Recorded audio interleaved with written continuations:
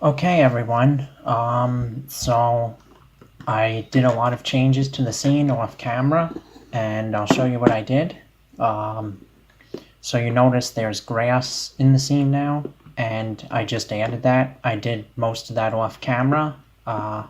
Actually, I did all of that off camera because it was tedious and it took a while.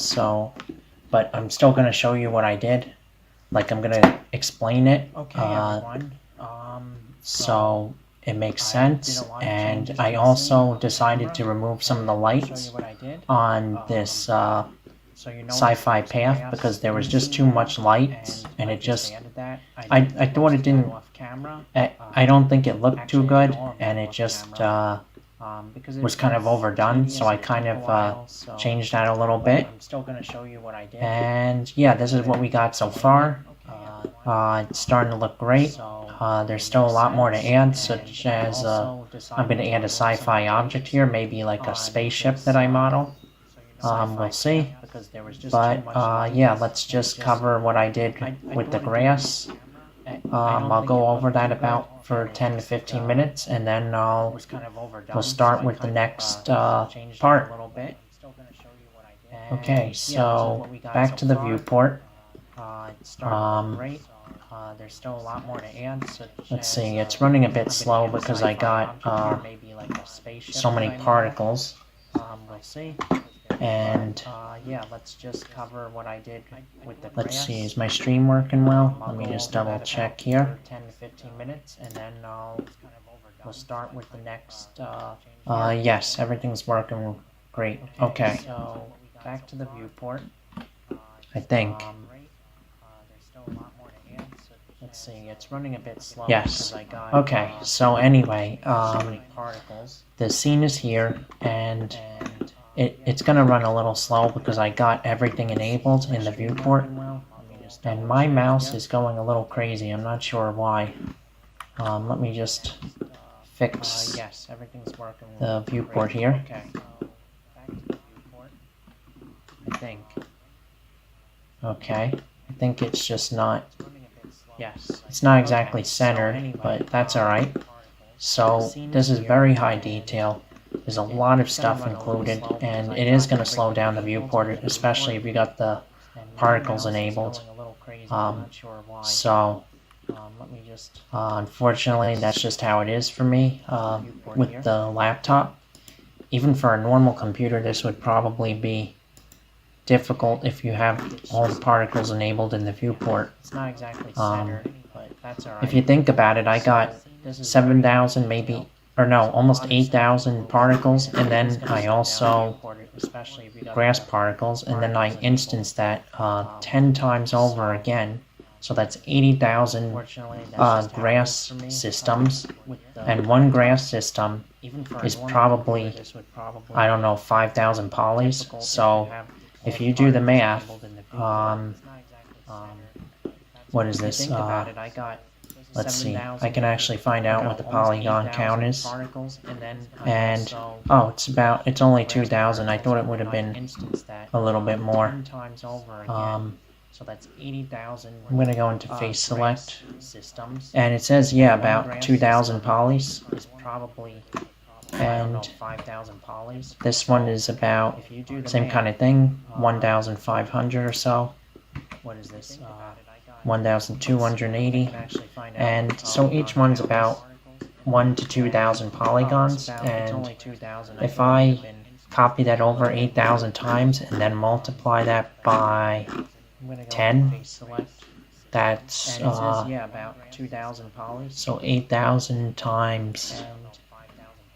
This one is about same kind of thing, 1,500 times or so. 10. That would be 80,000 polygons. Oh, not as much as I would have thought, but it's still a lot. Especially showing it all on the screen at once. Yeah. So 8,000 times. Definitely a lot.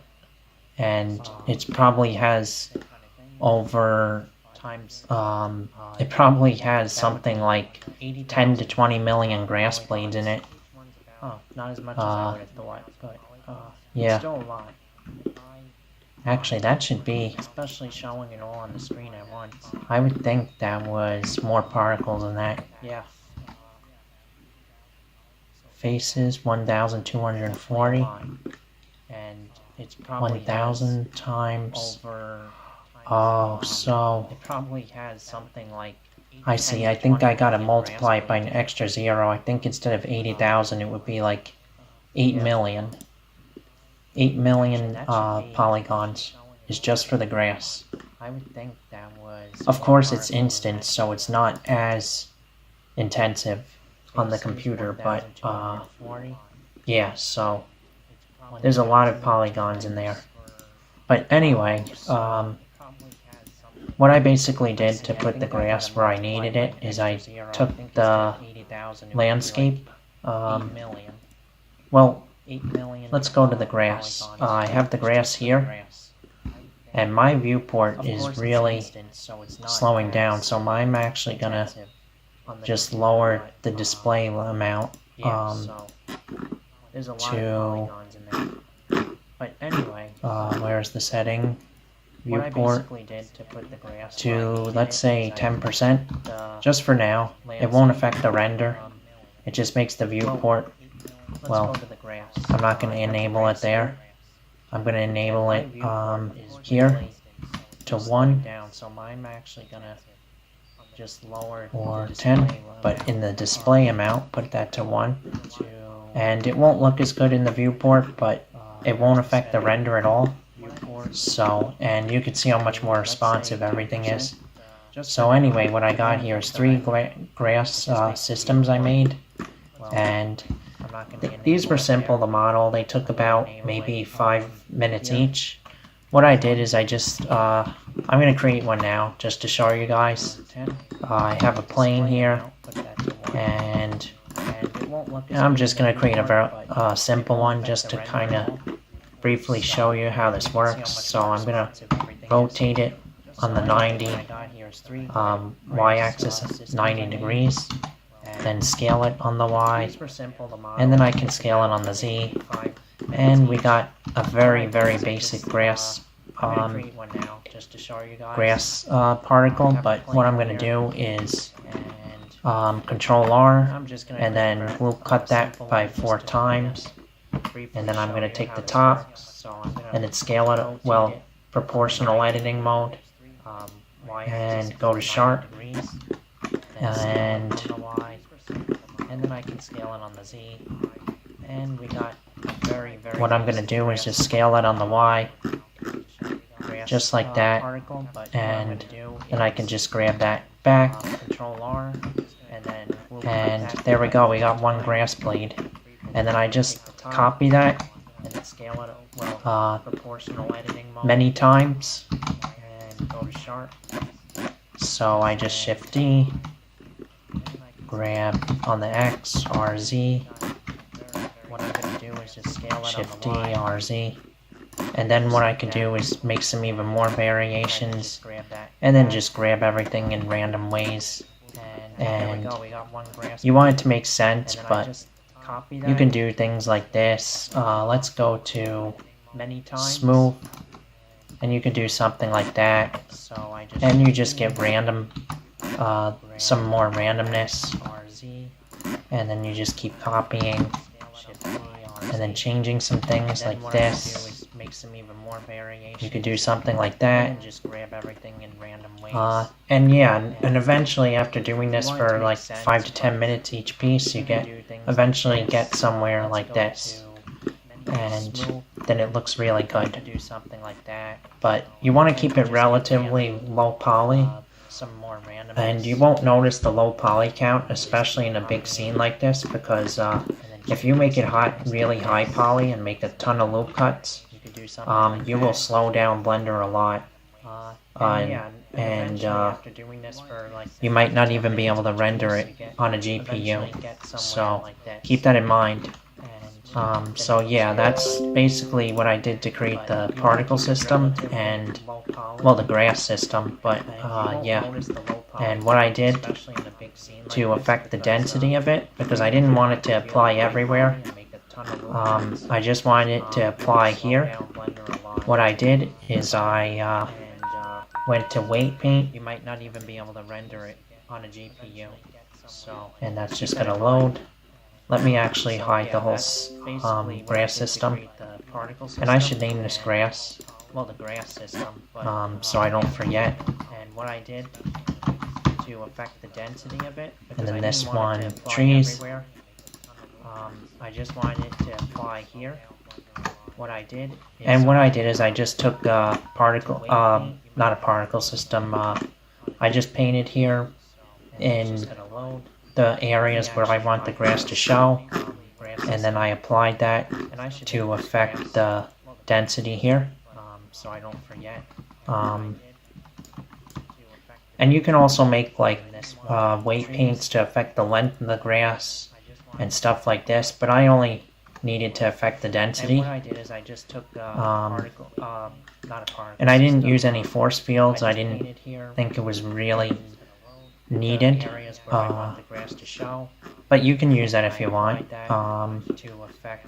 What else did I do? I basically took these three objects and I made sure, this is very important, that the origin, the orange dot, is set right here, because if it's not, so you go to edit mode and then you kind of just grab it so that the origin is near the bottom but not at the bottom yet, because if you put your object above the origin like this and you go back to your scene here, you'll see what's going to happen. That the origin, the orange dot, is set right here, because if it's not, let's see, where's, yeah, and those grass particles will basically be referencing that orange circle as the ground, and if your grass is above that orange circle, you will have grass particles that actually float, and you don't want that. So it's very important to make sure that the grass is somewhere just above the origin, like this. You can see the origin point right there, and you want it to be like that, and that's very important. But you also don't want the origin to be somewhere here, because then your grass will be mostly below the ground and you won't be able to see it. So something like this is pretty good.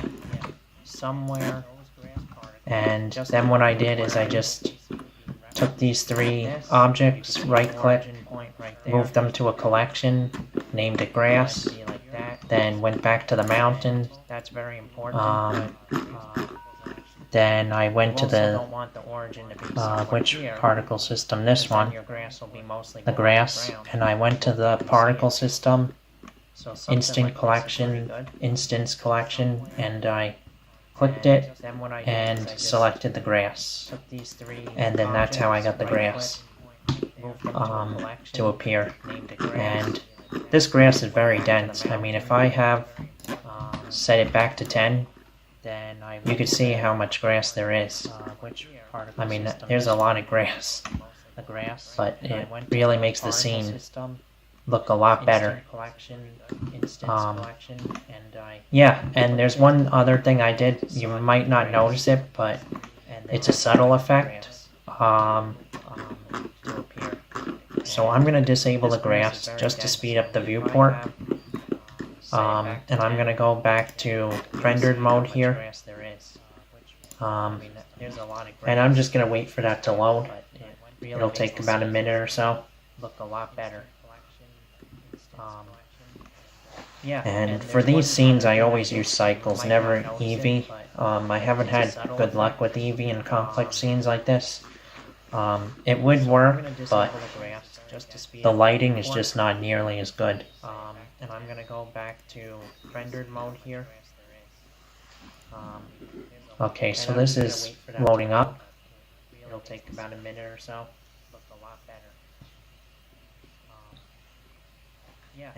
And you'll see what I also added on.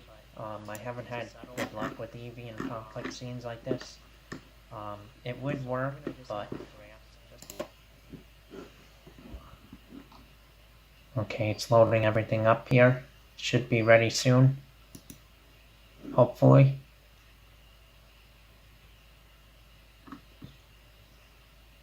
Okay, and what I did is I also added in snow to the top of the mountain. And this just improves some of the realism. It's more subtle than I would have liked it to be, but that's okay. It's there, and it does help out the scene a lot. So I could like zoom out here. And yeah, Blender's a little slow, especially with this scene because there's so much involved in it. But if I go back to camera view, let's go to camera. You can see if you look very closely up ahead, that's the snow.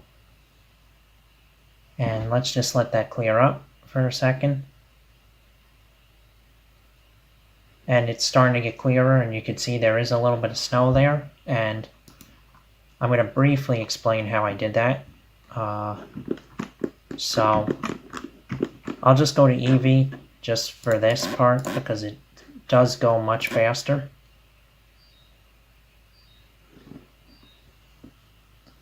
Okay, and let's let that load. And we got this here.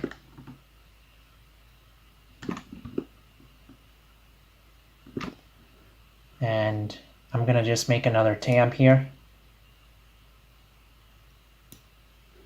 So what I did here to make the shader is I went into the shader editor, and I have the, where is it, gotta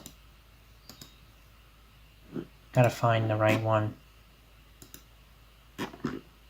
the dirt here, and I basically created a height mask. It's a very complex material, it's very, very big, and I'm not gonna exactly cover this whole thing because it's just ginormous, but I do have a paid course for this to go into more detail, but I will briefly cover it right now because I do want to explain the basics of how this works. So basically what I got going on is I got some texture coordinates.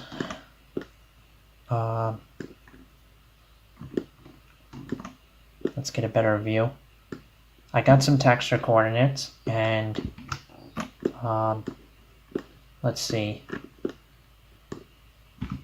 And don't mind this part on the bottom, I don't need that, so I'm just going to grab that out of the way. So these texture coordinates are using the object coordinates, which are just basically using the object and putting the origin at the center. So it goes from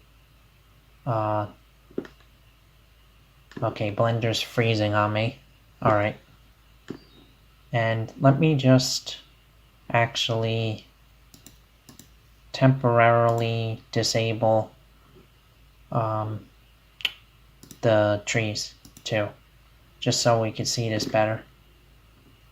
And what I got going on is these coordinates here are, well, the origin's at the center here, right here, 0 to 1, so the outer edges are 1, and I took the z coordinate, which is right here, and I used the normal, and this is a little complex to explain, but I'm going to try to make it clear as possible.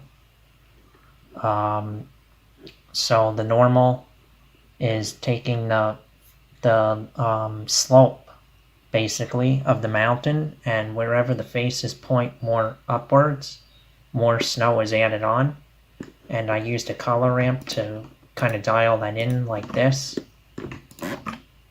And I didn't want to overdo it, so I didn't make it too noticeable, but because it just looks, it gets too like scattered then, basically. But I did want to add that in a little bit. And what else I did is I then took an edge mask, and this is probably the most complex part to explain, but I'm going to try to make it clear as I can. So I have coordinates here, and I'm distorting them using a distorted noise texture, basically. And then I'm taking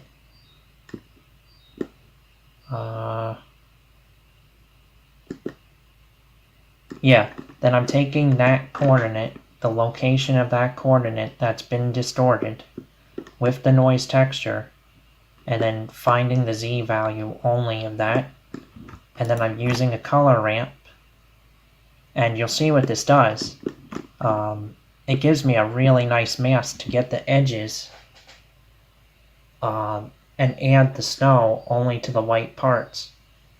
And that way I can really tweak where I want the snow to appear. And I don't have just a, because for example, if I don't have this noise texture added in, this is what it would be. Well, it's not. Let me see if I could give a better example of that. It would be like this. No, but if this was plugged into object, and then I had a color ramp here. So I'm just duplicating some things because I don't want to change it here because then I could mess something up. Took a lot of time to get that right. So, and then I took a mapping.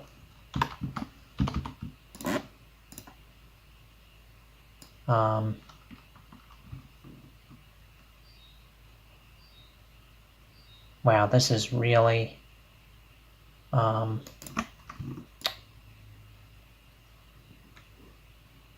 it's not seeming like I could find it for some reason.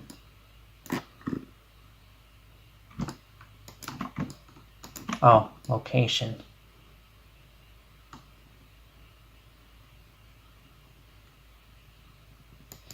And I should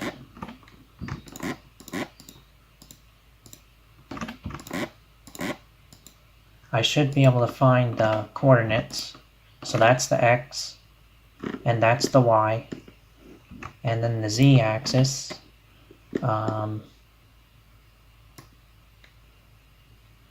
Oh, okay, there it is. And yeah, so I just had to turn it up a lot, and now what happens is if I bring it up, we do get the gradient, and things are working, but the problem is it's too sharp, and there's no, and it just looks, it doesn't look natural because it's just one hard edge and then the snow's gone, basically, and it just doesn't look realistic at all. This is a much better mask, this one here. This one. Because you get kind of some randomness at the edges. And that's what all those nodes were for, mostly. And then what I'm just doing is taking that and also multiplying it by the normals to get even those dark crevices a little bit right there, where the snow would not collect. And then I'm taking another one, Musgrave, that's stretched in the, well, basically compressed down in the Z-axis to make everything look kind of more like ice sheets, if that makes sense. And then I'm just multiplying it by that. And then finally I'm using that as a factor as where to add the snow shader. And I could change things here, like the roughness. But I think it's good where it is. And I could also change the color. But this is such a small part of the scene that it's not very noticeable, so I didn't really want to bother with that too much. But you could see, like, you could create moss with this on a tree or something. And I might do that later on, I'm not sure. But yeah, that looks good. And if I go back to the camera, yeah, that's without all the trees and everything. And for the dirt, I just modified it a little bit. So for the dirt, I basically just distorted a Voronoi texture with noise. That's really all it was. And then I got some nice dirt. Yeah, and I will probably change the roughness later on. And I can make it more icy, of an icy look, sort of, but yeah, that wasn't what I was going for, but so I'm just going to leave that back to either 0.5 or 1. I think that should be 1. Yeah.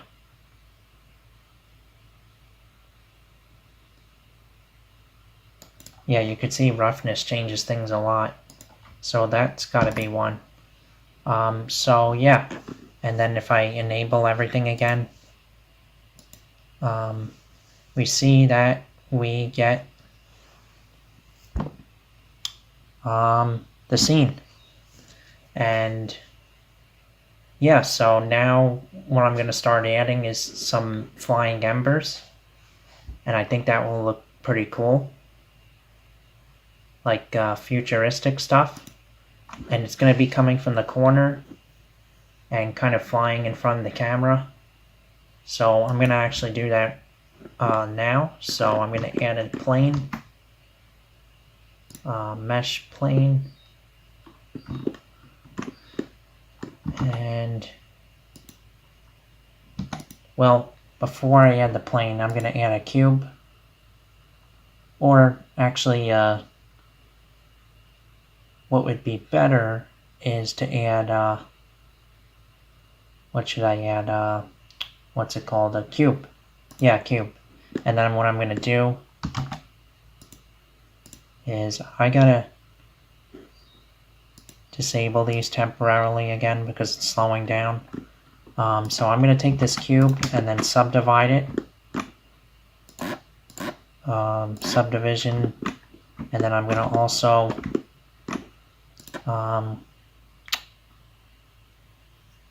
just got to find the setting, find the cast modifier, and set that to 1. And now it should be a perfect circle. That's how you get a circle out of a cube. And then shade it smooth. And then I'm just going to apply the modifiers. And this does not have to look high poly at all, because it's going to be the particles, the embers that fly through. So, yeah, so let's just scale that way down, and I'm going to call that particle.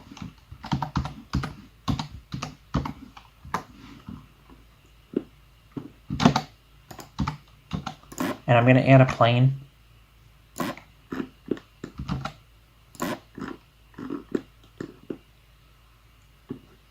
Okay, Blender's freezing on me. I have no idea why.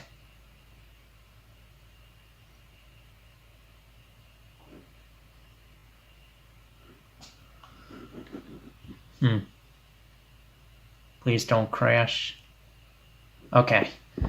Yeah, and that reminds me, I should definitely save. Okay. Alright, so now with that saved, I don't have to worry about losing anything. And I don't need these objects here, so I'm just gonna hide them. Speed up the viewport. And now I'm gonna take this Bring it down, and gotta find my plane. Yep, there it is. Scale it up, move it up, and I'm just gonna rotate that 90 degrees and RZ, something like that, so it's just behind the camera.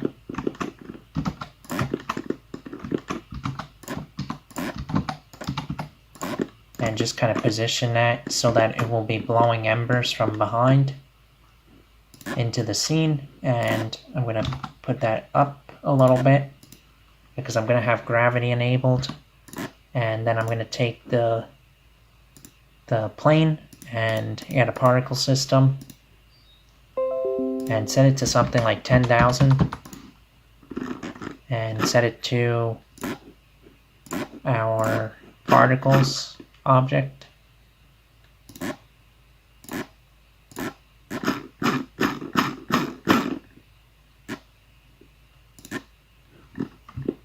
And there we go, we got a basic particle system, but now I have to do some of the effects for it, and that would be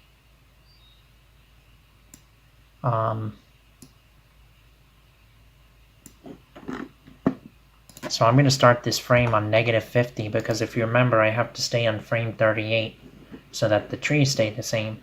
So frame end will be 38 and lifetime will be something like, I don't know, 100. I could set frame start to -50 and yeah, so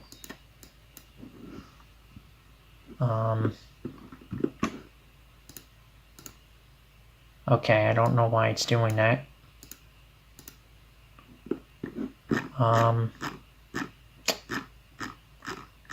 So I need some more velocity.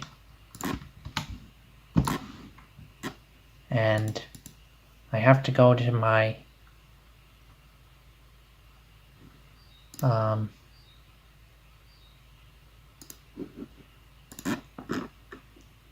I have to go to the frame start and set that to,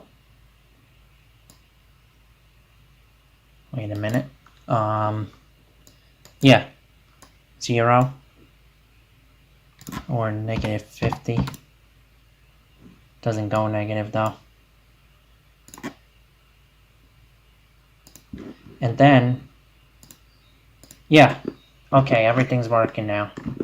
And I don't want the particles to look so uniform at all. So what I'm going to do is, first of all, I gotta make everything random. So something like 0.5 for particle randomness. Try it again. And that should be better. And what I'm going to do next is add a force field. And turbulence.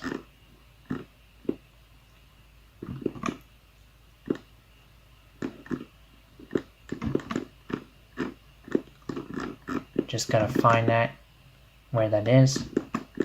And this is a render, this is we're gonna do just as another render pass.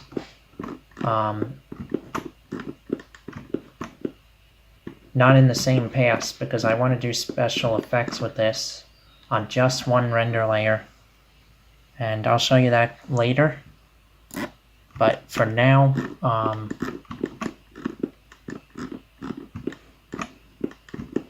I gotta find that force field.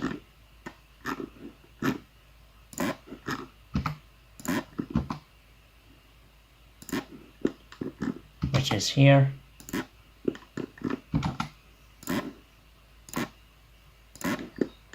Okay, let me just make sure I'm not dropping any frames. Okay, everything looks good.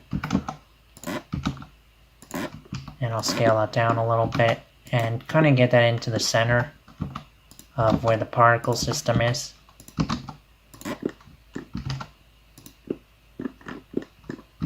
And guys, let me know if my audio is not working correctly. I was having a few issues last time, but I think I got it fixed. So, anyway, let's see what this does here. And I gotta strengthen it up a lot, like 10. Seems like it's not doing anything.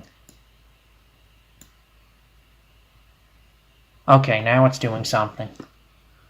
There we go. Wow. Alright, so I gotta strengthen that up even more. Make it very chaotic, but not too much. Maybe not that much. That's too much.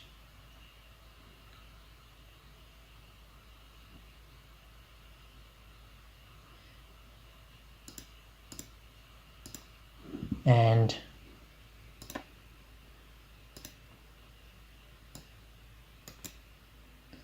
it would be great if I could go back to these frames, because I want to start the particle system before 0, but I'm not sure how to do that.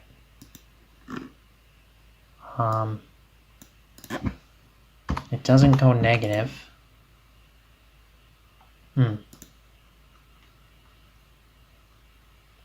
I'm going to research that really quick.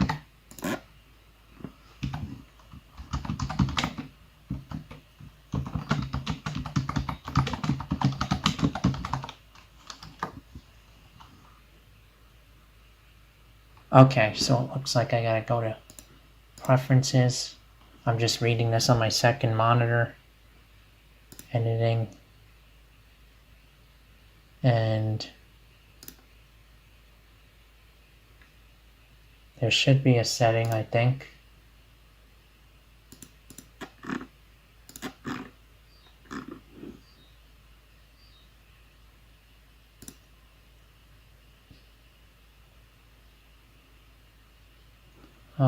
Animation. Allow negative frames. There it is. Okay, so that should work. And let's try that. Yep. Okay, now we got it working. And we can just play that back.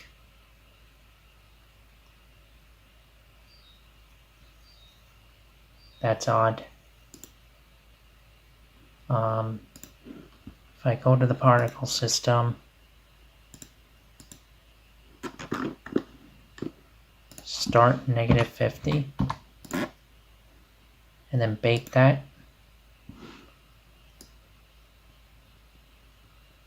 Okay, and now it looks like it's working fine.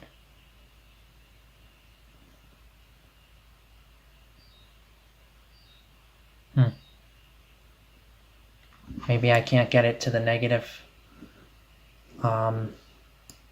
Doesn't seem to work properly in negatives.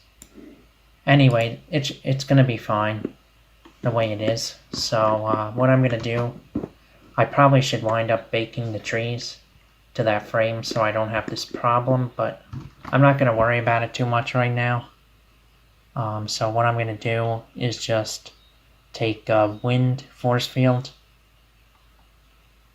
I believe, yeah, a wind, and then move that, scale it up.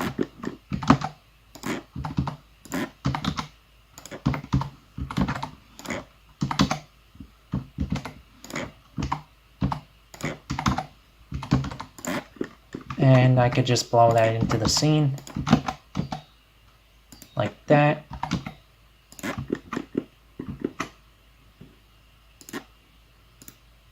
And I can up the strength a lot.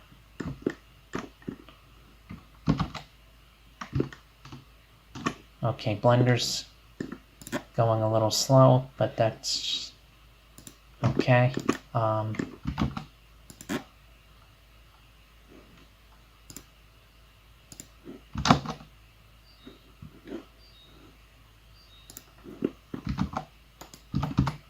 Gotta move that here a little bit, and then scale it down. It's just too big for the 3D view.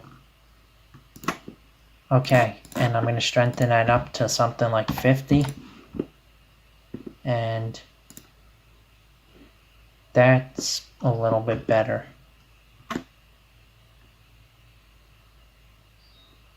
But it's too strong, so I'm going to put that to 10.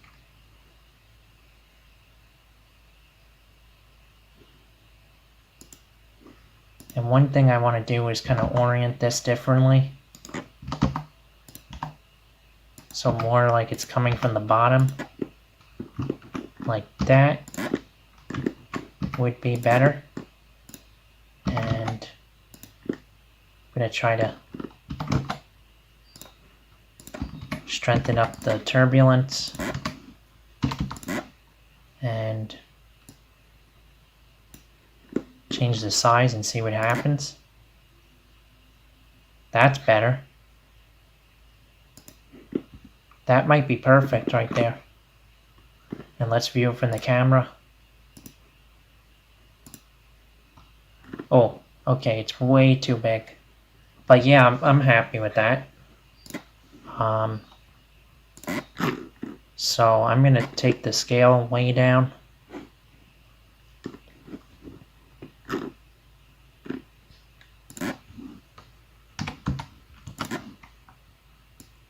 Bring the scale randomness all the way up, almost 0.8 or 0.75 and 0.01,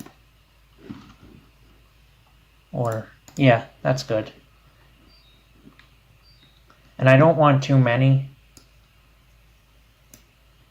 so I'm going to bake that and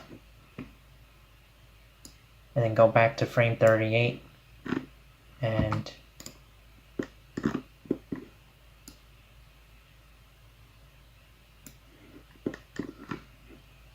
I'm going to delete the bake, change the seed, try it again, see if I get something better.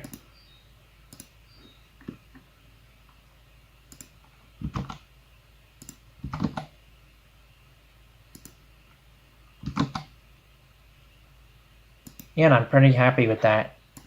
And I'm going to make the this object not visible in the final render, which is with that option. And yeah, so I'm gonna where is it now?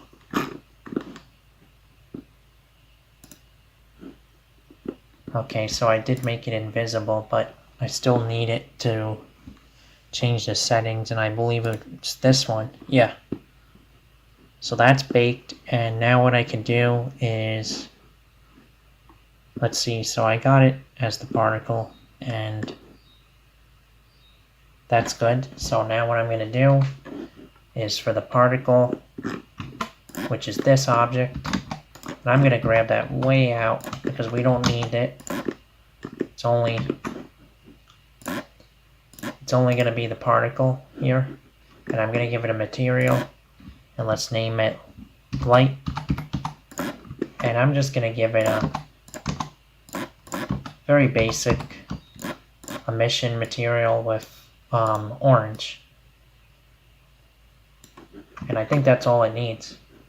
It's just going to be like glowing embers, nothing too crazy.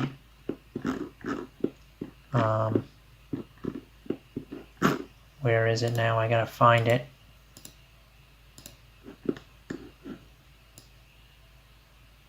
Oh, I see what's going on.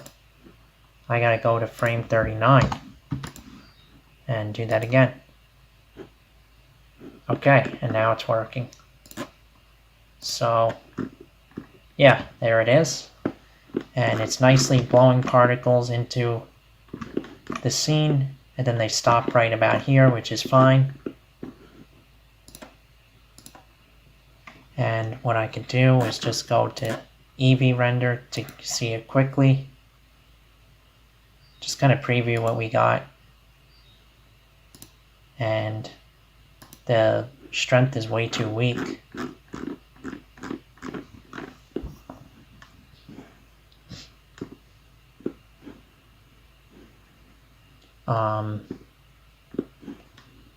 Where is it now? Particle, and bring that all the way up to something like 50. And that's better. And then I can turn on bloom just to kind of get an idea. But these are just too big, I think. So I'm going to take that particle system and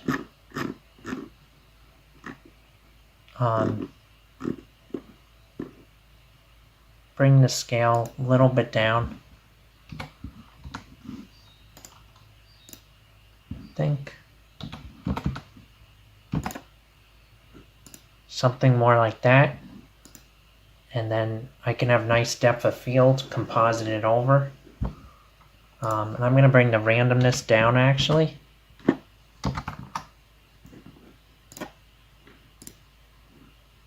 Yeah, and that's about good, I think. Maybe even bring it further down. 0.2.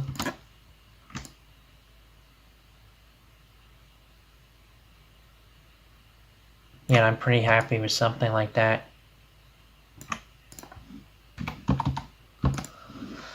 Okay, now we got to set this up into a separate render pass, and let's see what we can do. So, and I'm kind of new to this, to setting up multiple render passes, but I think I can do it. So, I'm gonna try it and set this to cycles, and I might have to do a little bit of research on this if I can't get it right, but let's see what happens. So I'm going to save this.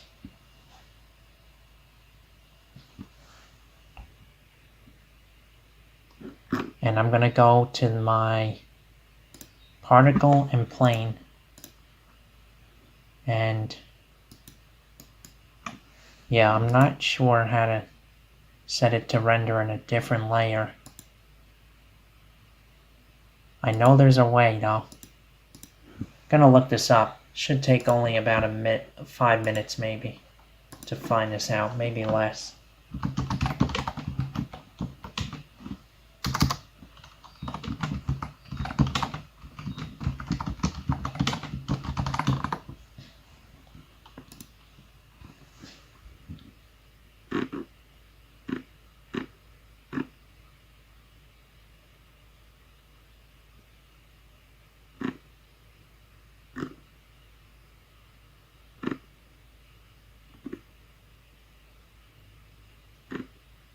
Okay, so I think what I could do is add these objects to a collection. And I got the sphere here, the particle, and add these both to a collection. So move to collection and name it particle.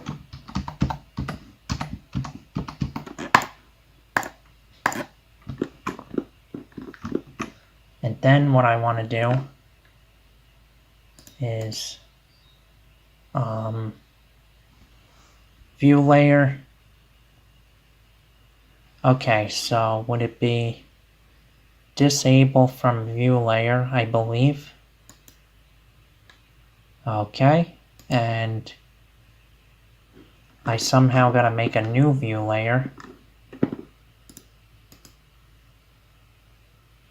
Add a view layer. Okay, I think I got this, doing this correctly.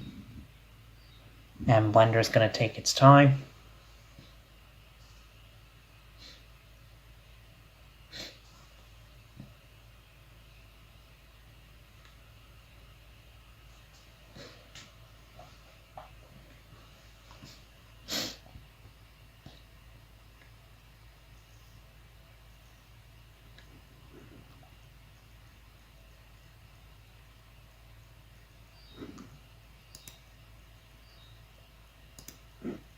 Okay, it's still loading.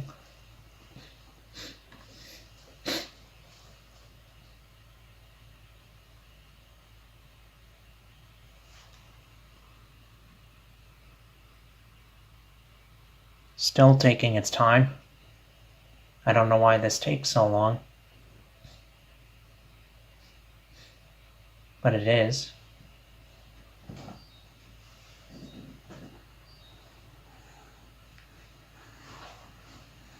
Okay, and it looks like it worked, and I can call this view layer particles. Particles only. And what I can do then is, let's see, is this in the right view layer? I'm not sure. Particles. And then I want to set it to only be... Okay, so this is the active view layer. So set that to be enabled in that view layer. And then this should be in the other view layer, I think. Yeah. Or maybe not. No, it wouldn't. So I'm going to actually disable this from the current view layer, which is particles only.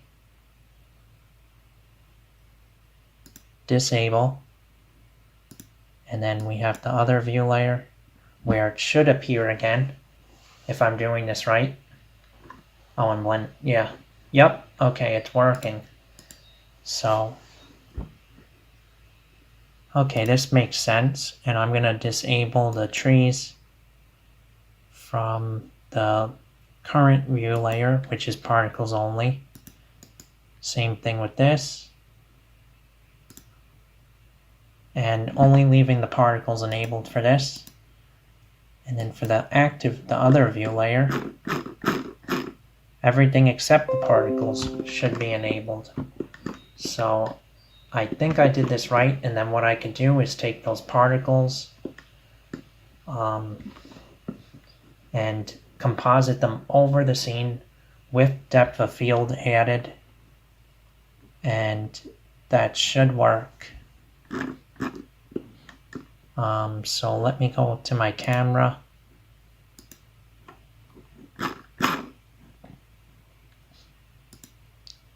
And go to particles only. I don't need the HDRI in this view layer. And I'm not sure how to disable it per view layer. I'll have to figure that out, but so I can't get the particles to show up. I'm not sure why.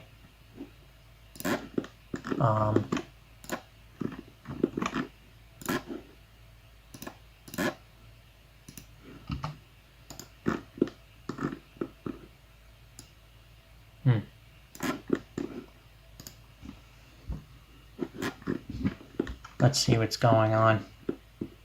Oh, I know why. Okay. Yep. So let's go back to view layer 1. And then we gotta take our camera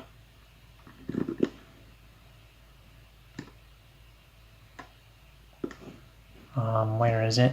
The camera, and then basically just make that visible.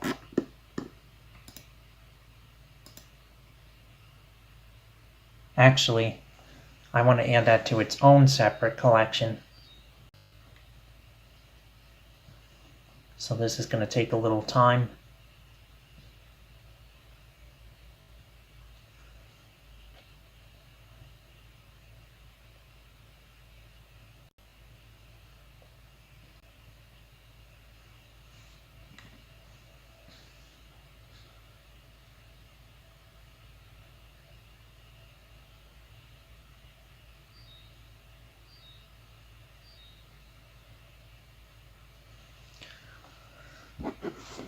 Still going.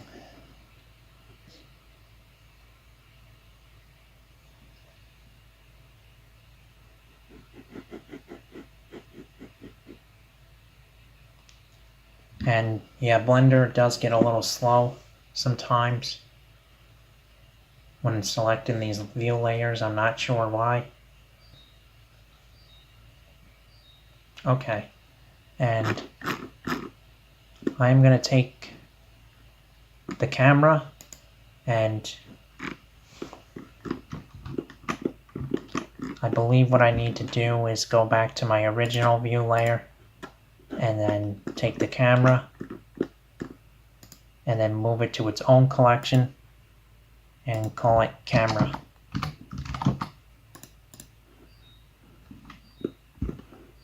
And let me just make sure I didn't change where the view was. Everything looks good.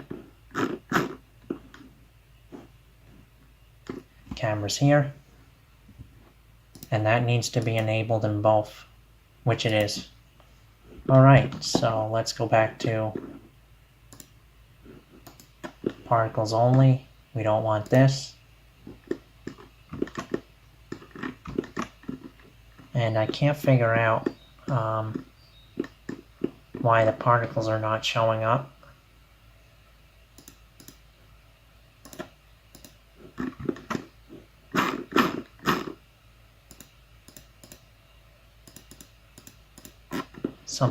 Some setting is not correct.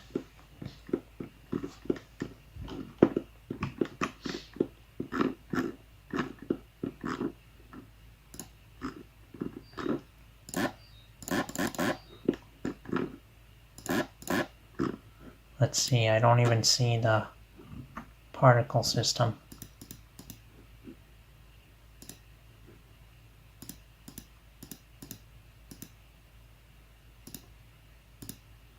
Okay, the plane's there.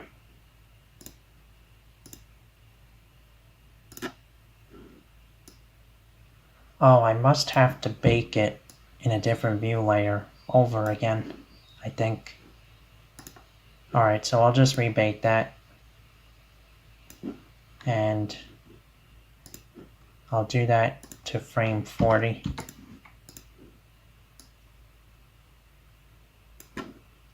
And set the end frame to 39.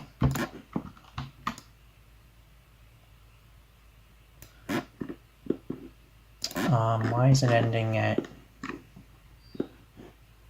37?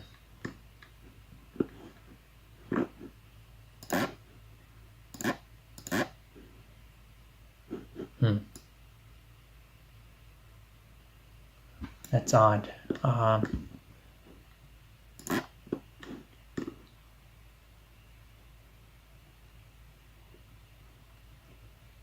Yeah, I'm gonna have to figure this out.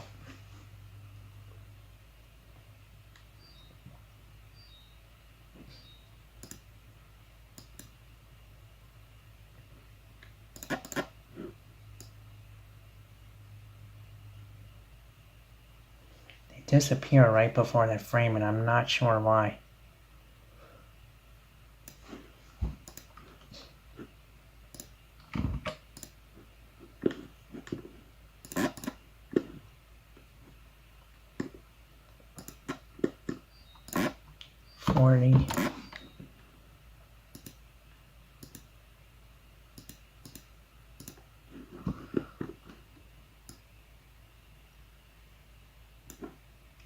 And I'm going to go back to the particle system, I think.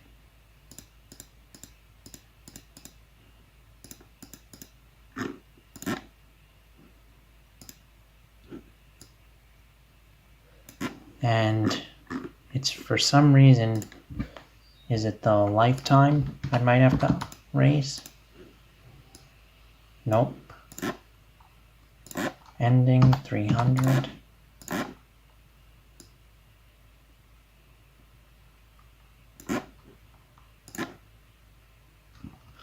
I'm not sure why it just cuts off like that.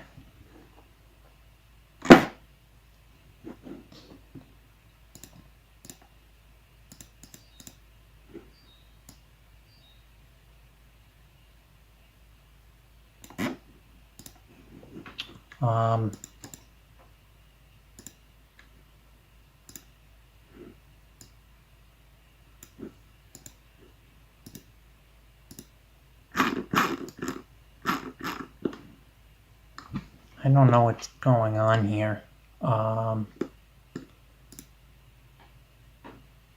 It says I have all the frames in the memory, but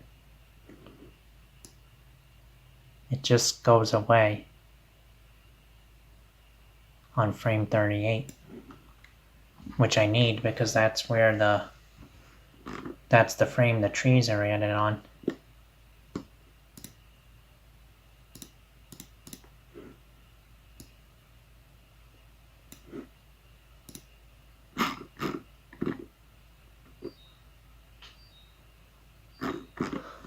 Well, I don't want it, I want it rendered as an object.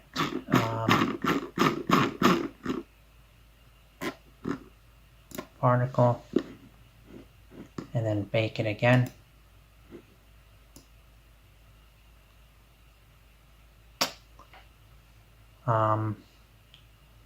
Yeah, I don't know why it's doing that.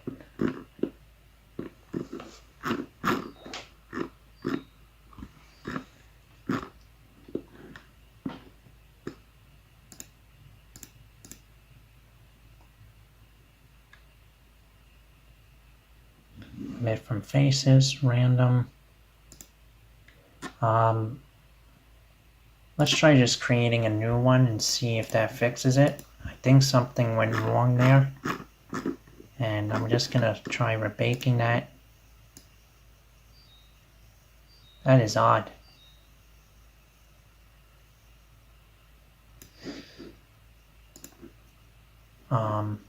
Yeah, I don't know what's going on. So I'm just gonna go back with the other one, bake it again. And then what I'm gonna do is go back to this object. Maybe I gotta apply the scale.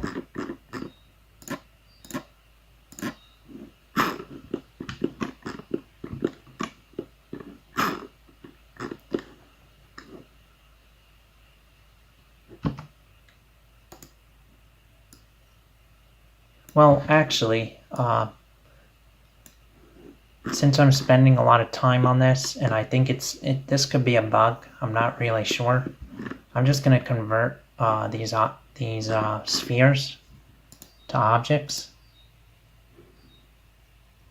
and it's going to take a little while, but that's really the only workaround I can think of right now. And now it's no longer a particle system, so I don't need any of these other objects anymore. And in fact, to save some of my computer resources, since there's a lot of objects here, I don't need anything behind the camera. So what I'm going to do is just delete everything that is behind the camera.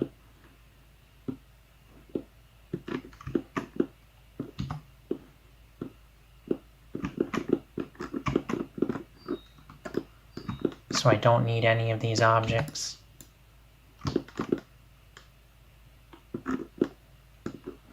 I don't think. Let's make sure they're not visible. Yeah. Don't need any of them because the camera won't even be seeing them. And that's just going to take a little while to delete. And yeah, there it goes.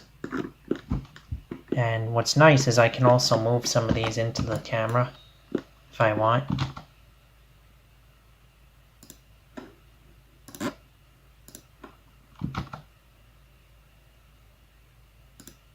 Something like that I think is good.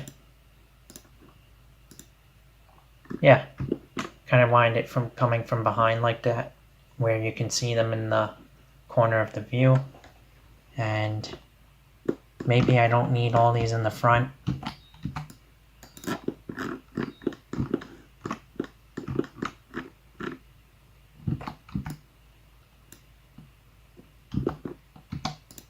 So I'm going to delete some of them, and I can always fix that up later. But anyway, now I can get the viewport set up. And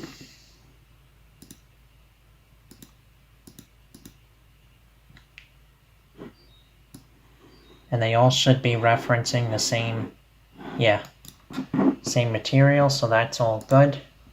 And what I can do now is just somehow find the HDRI and then delete it, but only for the view layer. But I don't want to disable it for the whole thing. I'm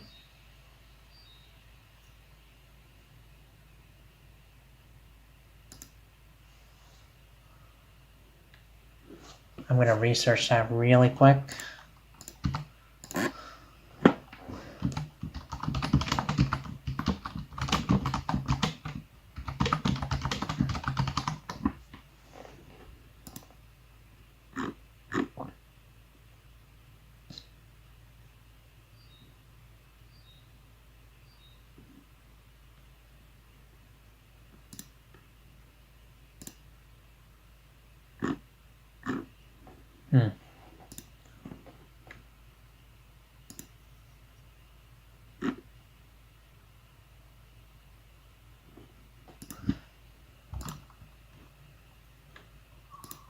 Just trying to find out how to do this.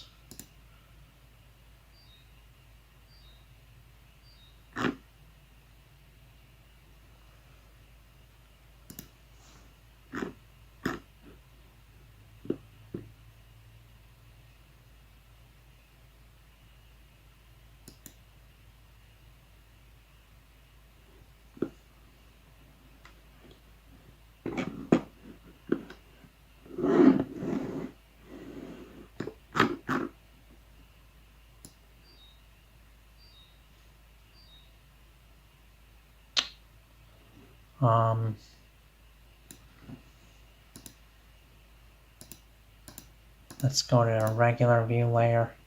I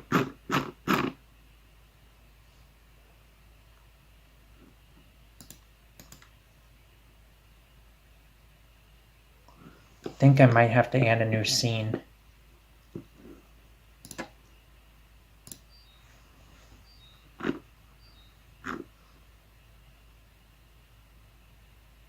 Okay, yeah, I have to add a new scene.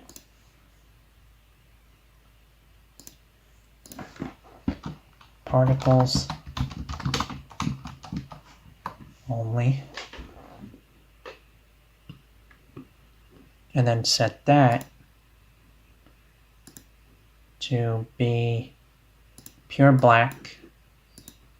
And then that should be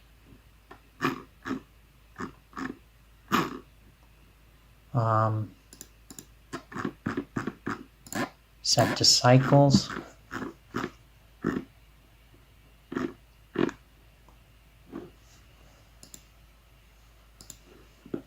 With a transparent background right there.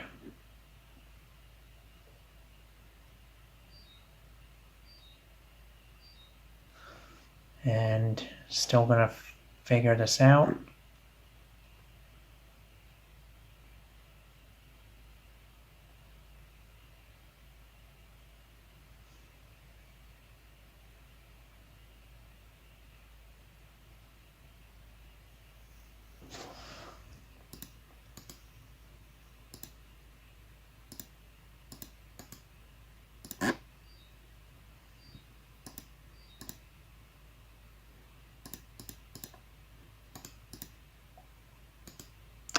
Okay, I think it's working correctly.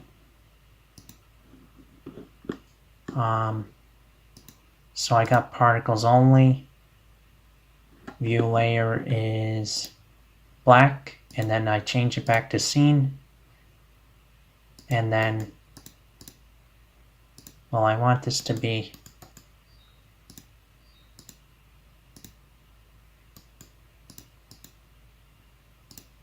I want to bring the particles only to this scene.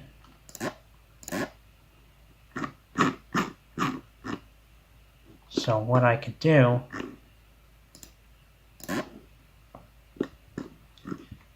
is select everything, Shift D, I think. No. Nope, I didn't mean to do that.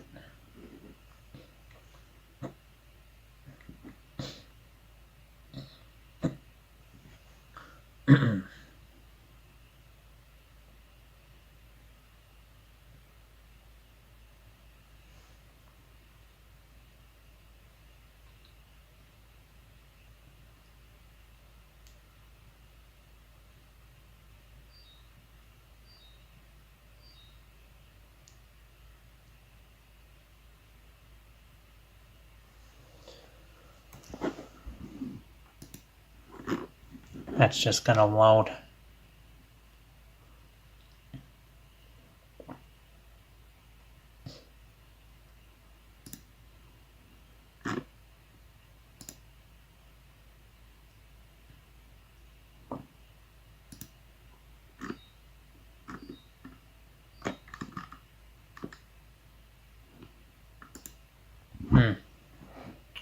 I'm going to try to get the particle system back because it's going to take way too much time to copy everything.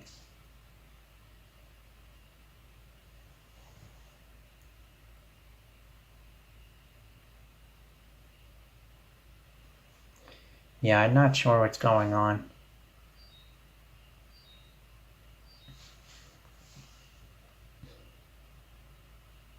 Oh. Well, it did work.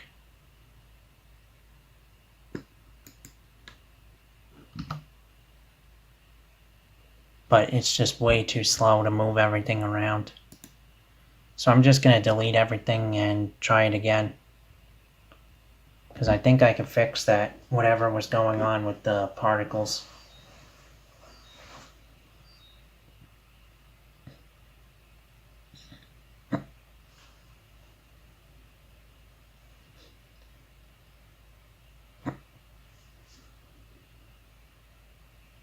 Yeah, it's very slow.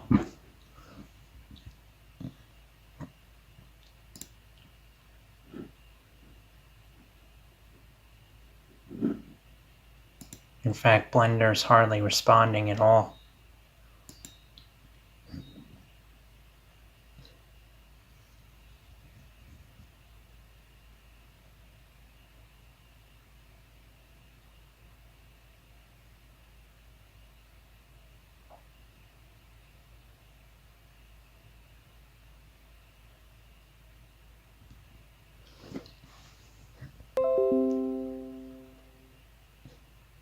Okay. So, did that work?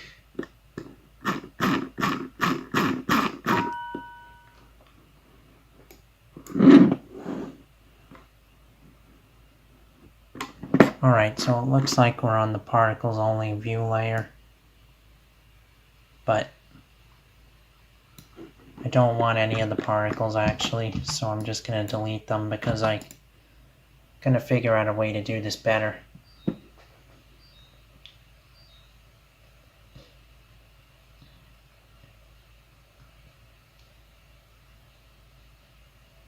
Okay, and in fact, if I can get it to speed up enough, then maybe I won't even need to delete it. I can just delete most of the particles. Like I'm not going to need any of these.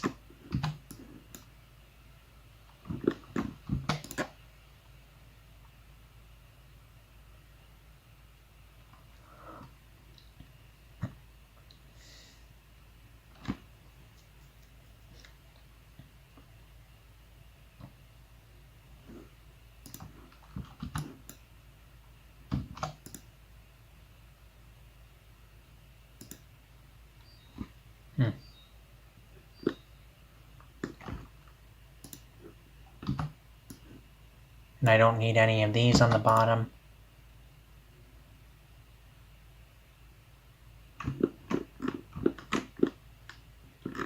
So the camera would be here. Whoa, what is going on?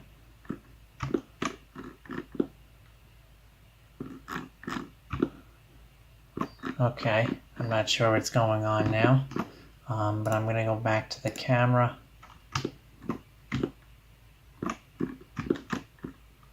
I have no idea why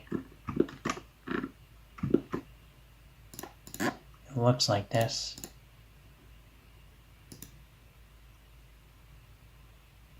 Very weird. Has to be a bug.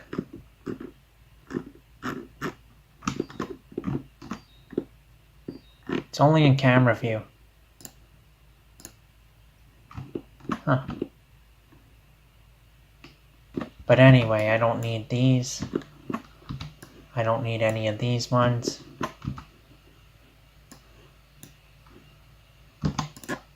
Because they're all outside the camera.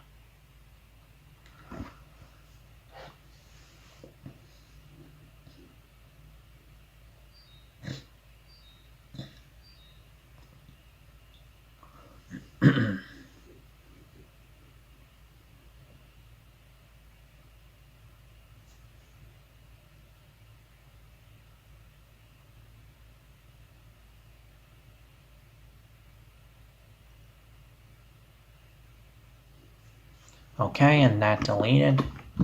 Just gonna delete some of these.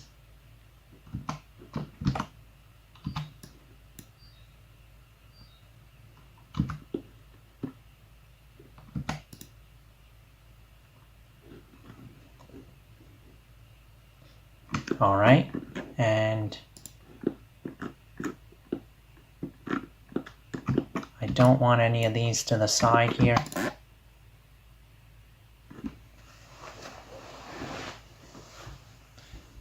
So this should hopefully speed things up, and I could see that there's still a lot of particles I don't really need, but can't really delete all of them. But yeah, so let's go back to the camera view, and we can see we got the objects here, and somehow I have to go to particles only, which is good, and set that to be the scene, but I want it to add to here, so I'm going to select everything from particles only, like this, and Control C, which should copy it, and then I'm going to go to this scene here, no, particles only, and then paste. Control V.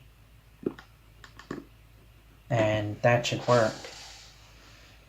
So Blender's just going to take its time, and it's going to paste everything into the second scene, where it should render without the world. Hopefully that works.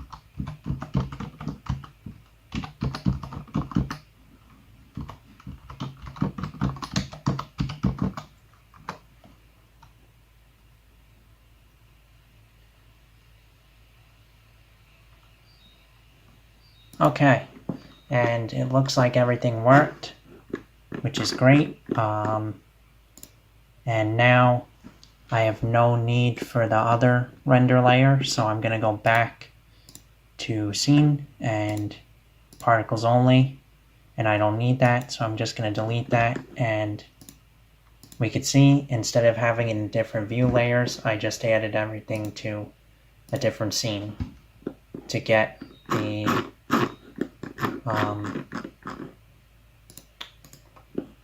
how do I make this stuff visible here? Alt H, I believe.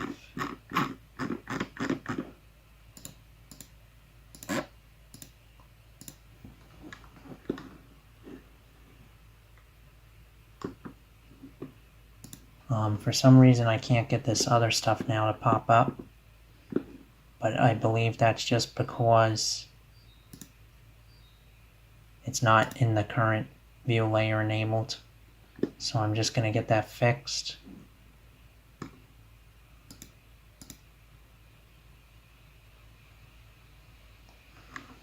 I think. I don't know why it's not showing up.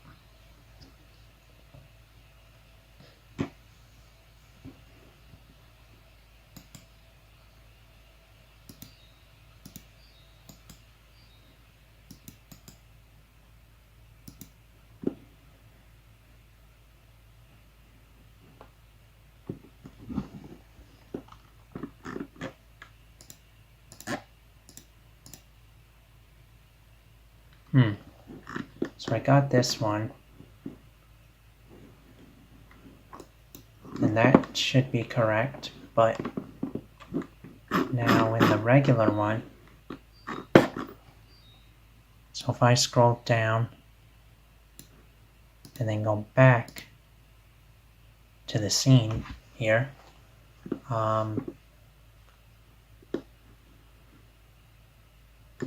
nothing is showing up.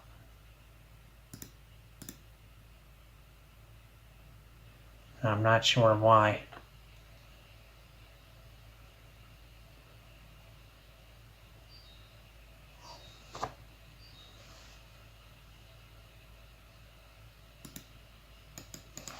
So I gotta figure that out.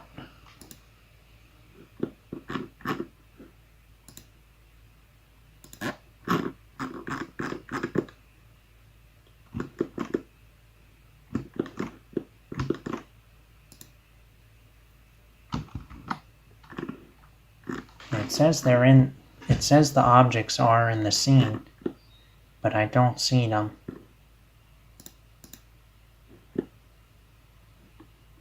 Huh. Very odd.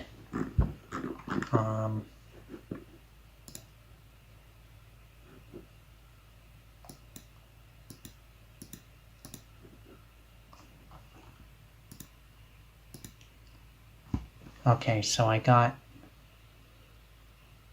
particles only and then the regular scene.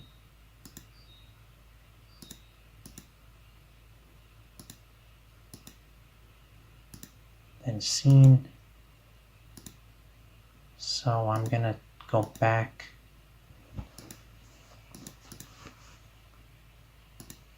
to the view layers.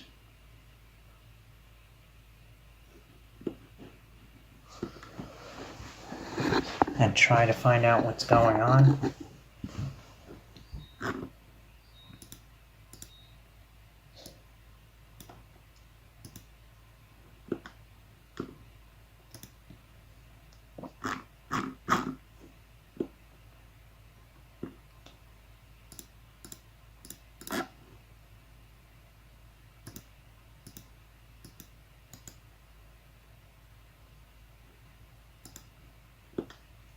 And the background is there.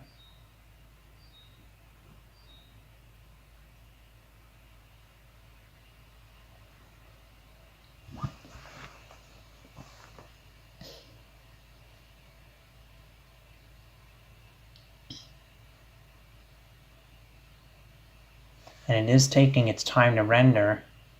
It's updating everything.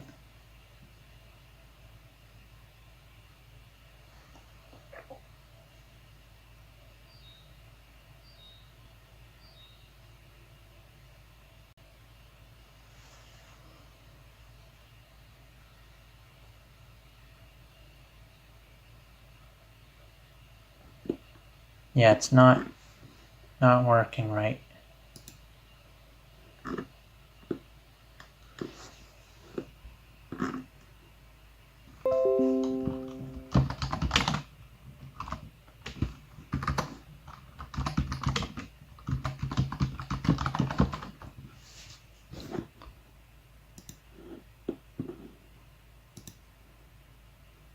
I'm gonna see what's going on. I'm just researching this.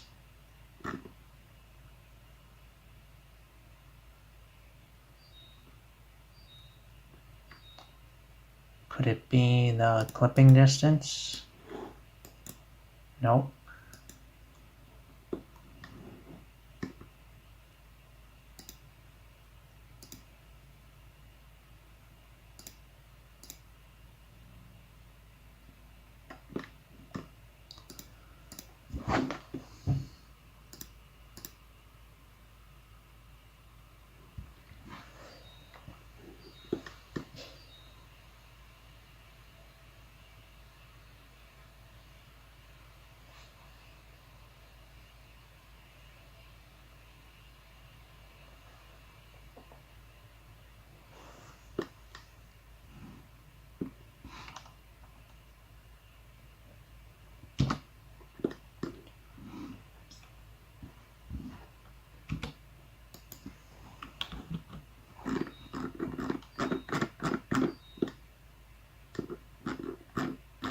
Okay, so I am actually gonna, I think, redo this because I did something wrong or something didn't work right.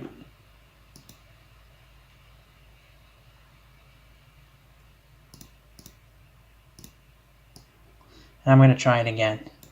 So, yeah, I think I might have messed something up. Possibly. I'm not really sure what happened.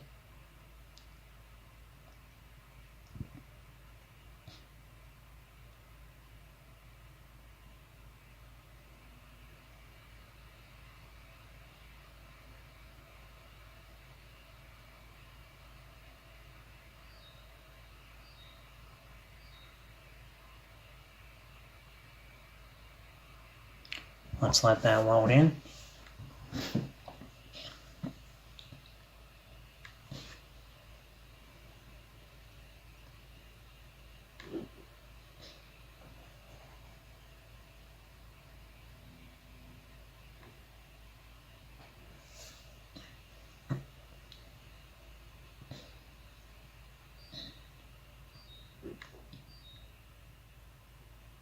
Takes a little while.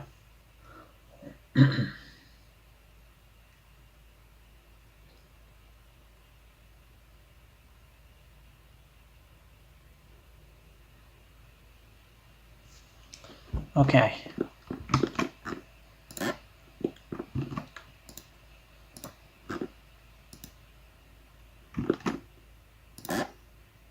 Let's make sure everything looks as it did before. I think it looks fine.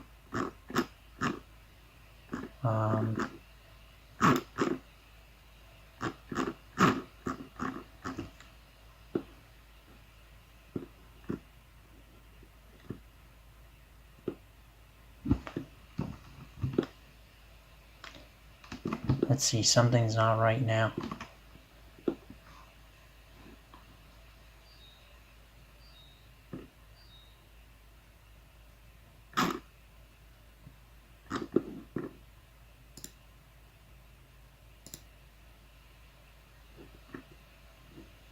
And the grass has to be set back to, did I change something with the orientation?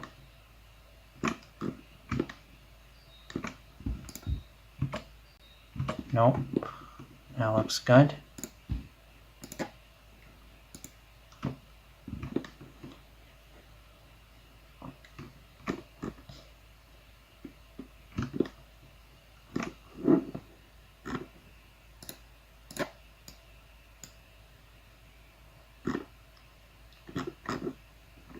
Rotation.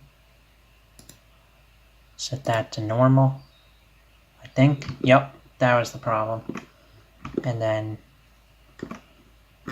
I'll just bake that.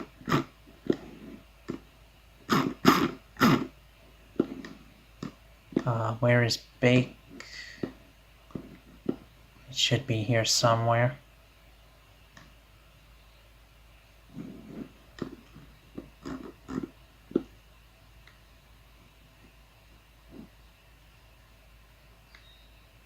Huh.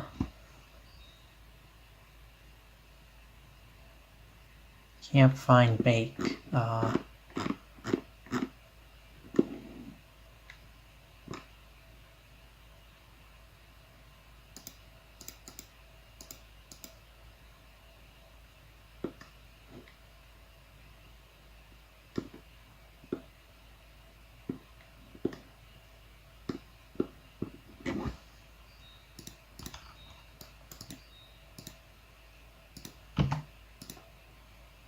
Gonna find out how to do that really quick.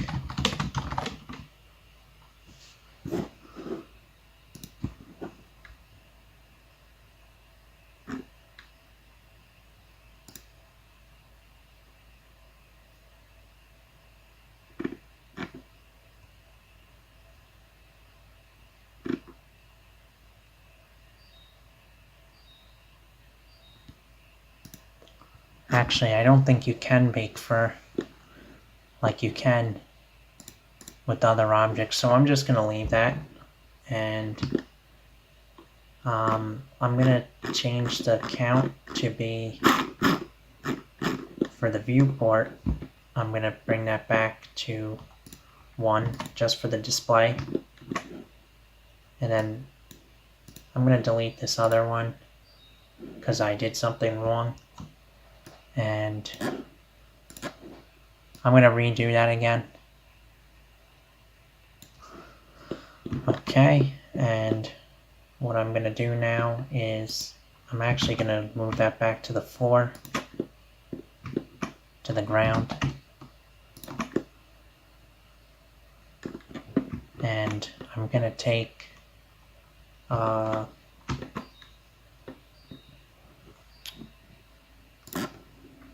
going to take the particle system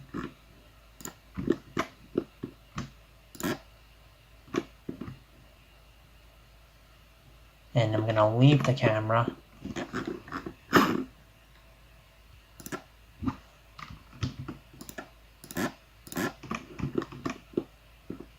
and I'm going to try to create the new scene.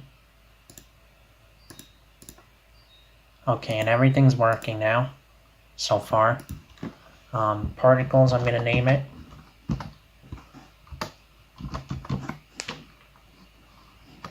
And okay, so let's go back and move this to a new collection. Particles.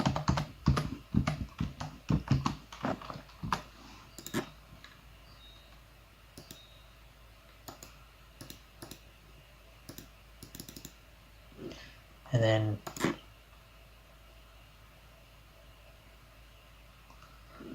scene collection. I think I have to copy this.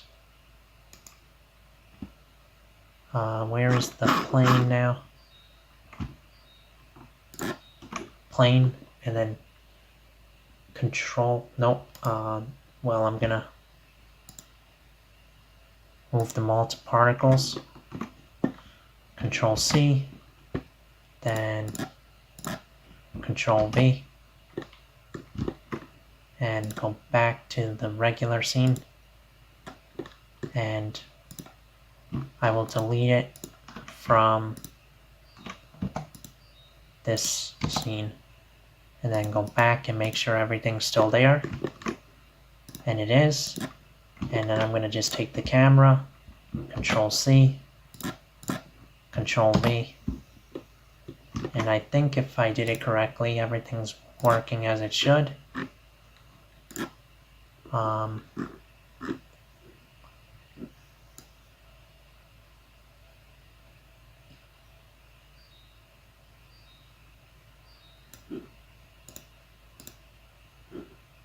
Oh, and I got frame 38 working on the particle system.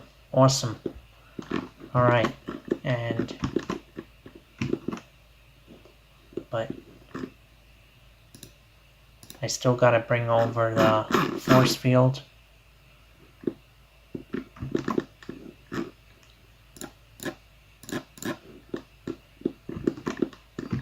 Seems like the force field went missing.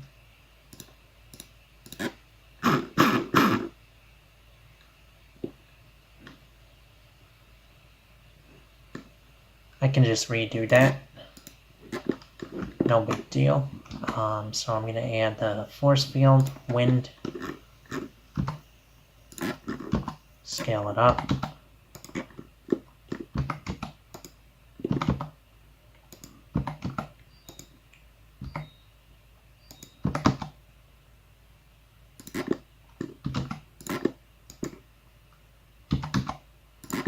And then just kind of bring that into position like that, I think. Would be pretty good. Give it a force of 10. And then let's see what the particles look like now. So I'm just going to play them back again. This can be a little stronger. Maybe I'll set it to 25. Too much. 10 I'll leave it back at. Or 15. And then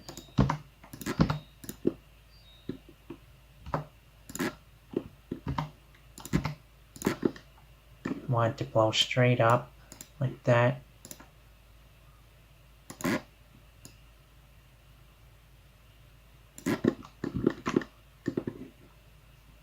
And then I want to add the vortices or turbulence. Bring that down here and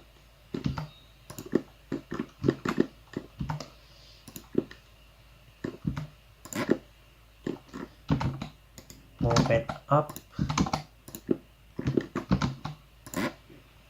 Turn the strength up to like 20.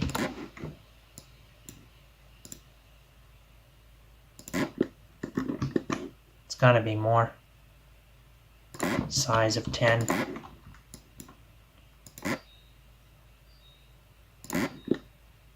That's not too bad.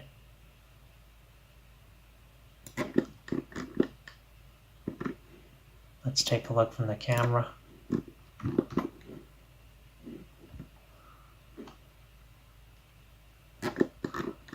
Let's see what happens if I bring the size down to like 5.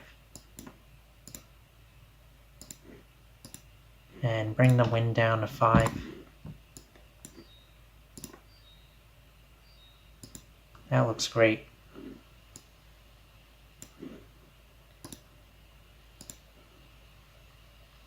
But I don't really want it to be too much that way, so I'm gonna redo this, see what happens. Shift D, and I want to blow it all to the left.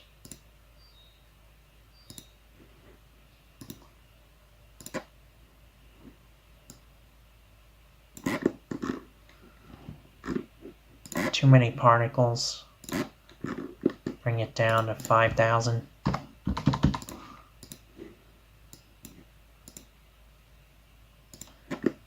Scale the plane down.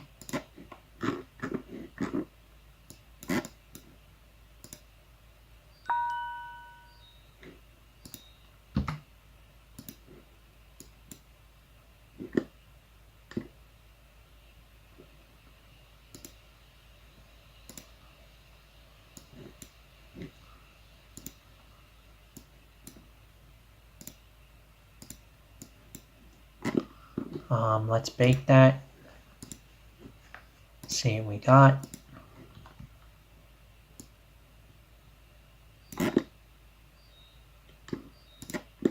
I'm not getting enough turbulence. I might need to raise it up to like 50 and then try it again.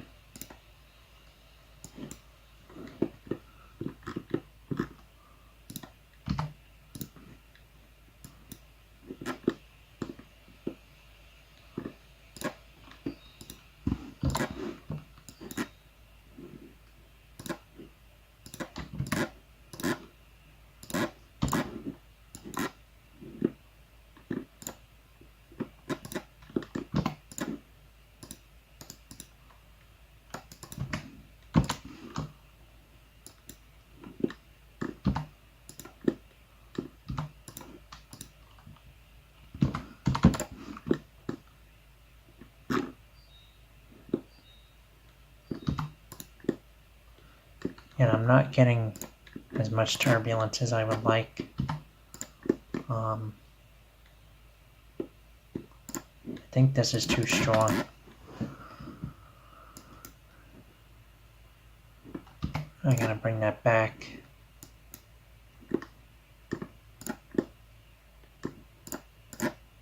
And maybe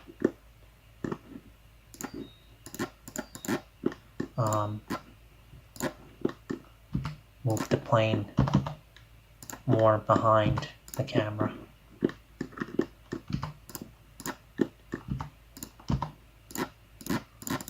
Gonna make the plane temporarily visible.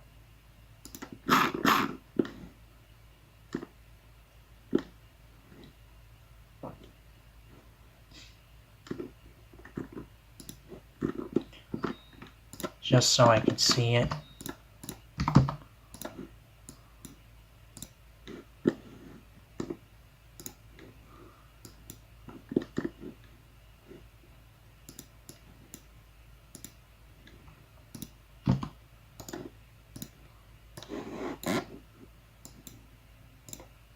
Whoa, okay, we don't want that.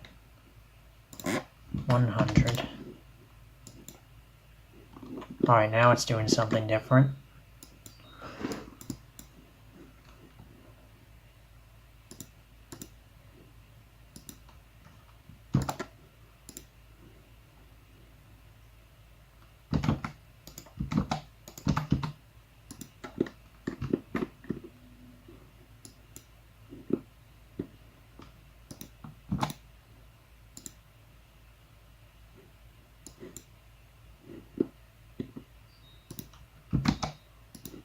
This is too strong. Yeah, that's a little better. And then continue adjusting that.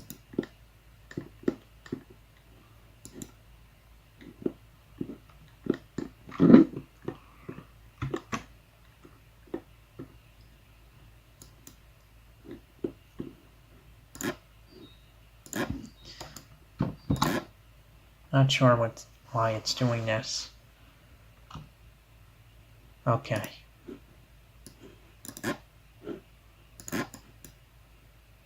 Alright, 50.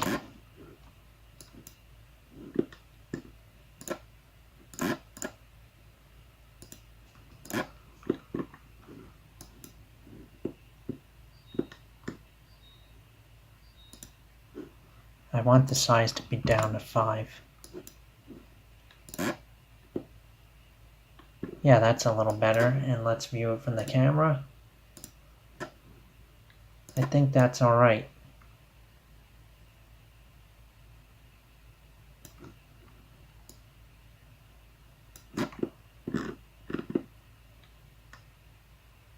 I would like to have it more like that, coming from this direction.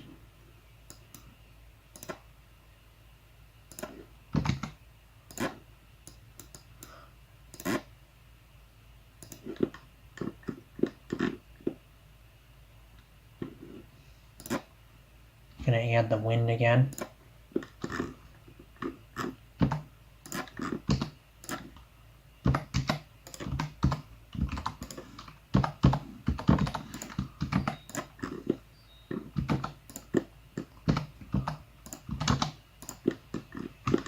And let's see if that fixes it. Okay, so that's not bad at all. I'm gonna raise that to 10.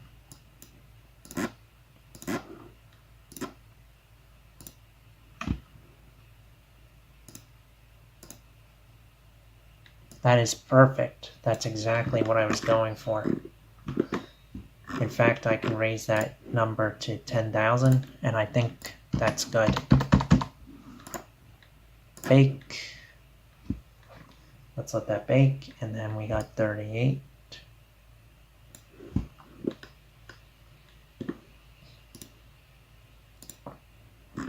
That is perfect. Well, gonna just adjust the size. 0.15.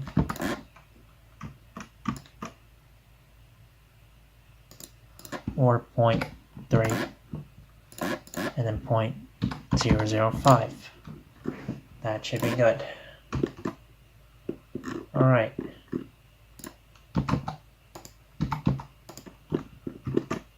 Perfect. And now for this scene, I don't have the background, but I can always jump back to my other scene and everything's working perfectly. So I did it correct this time. It just took a little bit of setup. And now what I need to do to get both to render is I have to go to my Compositor and create another node and then set that to particles and then set that to my second scene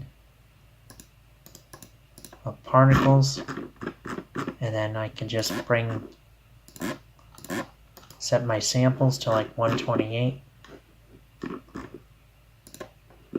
Okay, and I want all my view layers to be included.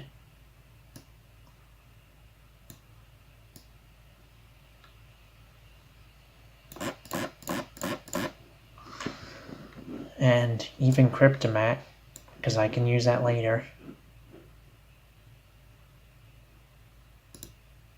Back to our scene, I can enable Cryptomat. Probably won't use it yet, but maybe sometime I will. And now,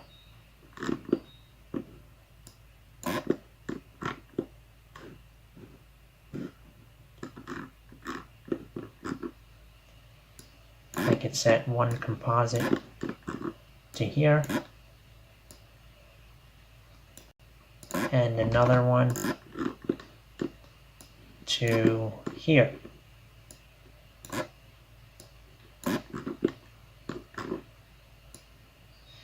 And that should all work. I think I don't even, well, yeah, I need one there. Yeah. So now both of them should render, and for this scene I kept it at 64 samples, and I'm going to do the same for the render.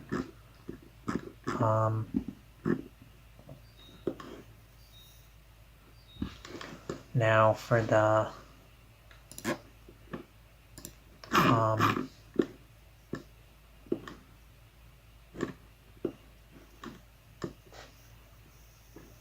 sampling is good, but for the particles,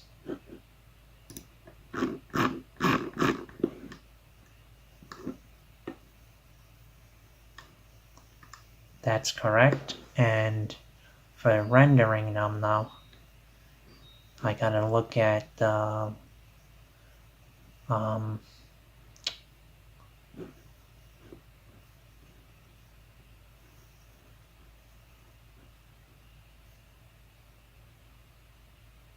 in this here and make sure the render amount's set to 10, which it is. So yeah, everything should be ready to render, but before we do that, I'm gonna go to particles, go to my camera, active camera, double check that everything's baked, which it is, and now I'm just gonna set my depth of field for this camera.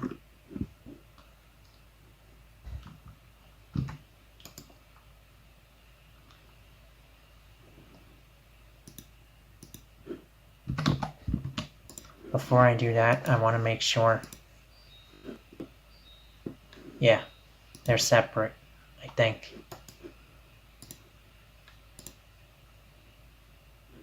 I just want to make sure it's not affecting my other camera.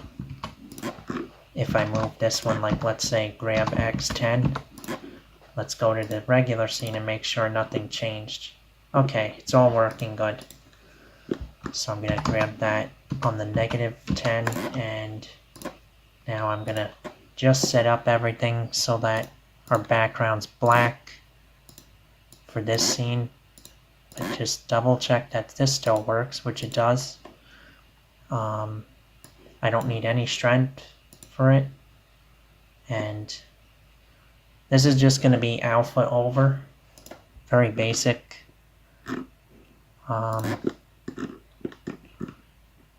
I'm going to go to the camera here,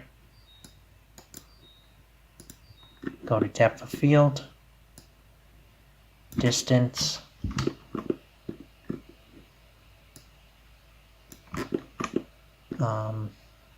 bring the f-stop way down.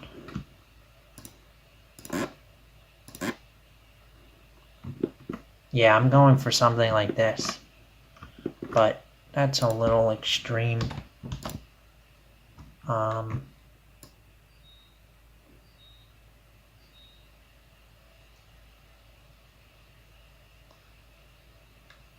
Just trying to get a nice ember effect, but I don't want them so big that it blocks out everything, but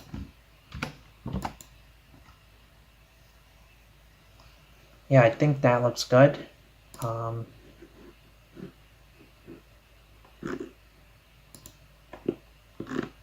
Perhaps I could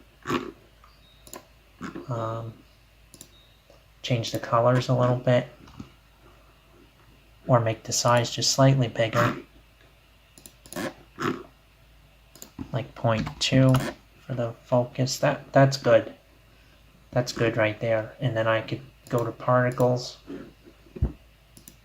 go back to my shader editor, and just bring it to more of an orangey, darker kind of look. Or there's blue too, but trying to go for embers. Something like that would be great. And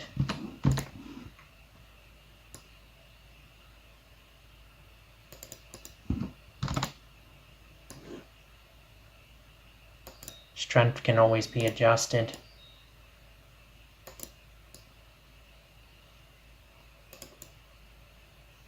I'm going to look up some references of embers just so I can get it very accurate.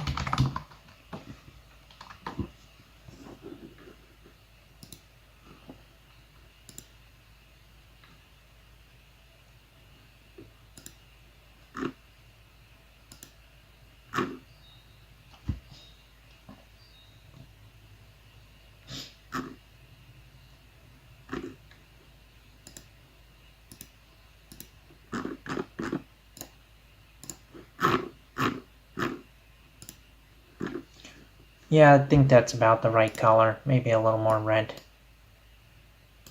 That's perfect.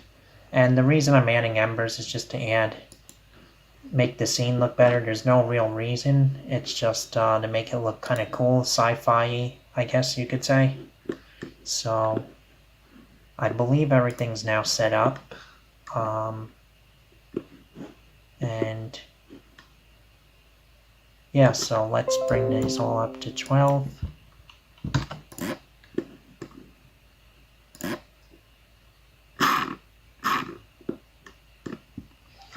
View transform should be filmic. This is all good. Sampling, I want this layer to be 128. And we are going to render everything now. So first it's going to go through this. Actually, I'll bring that up to like 528 because it renders so quick.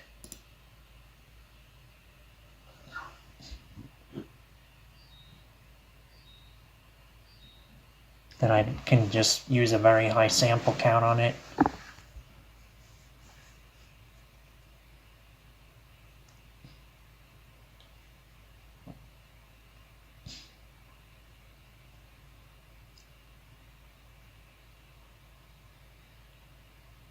And I'm going to have to add a little blur in anyway to get rid of those right there.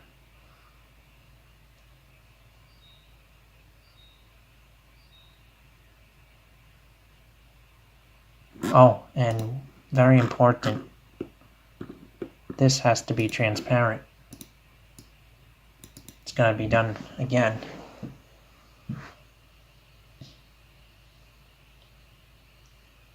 That's better.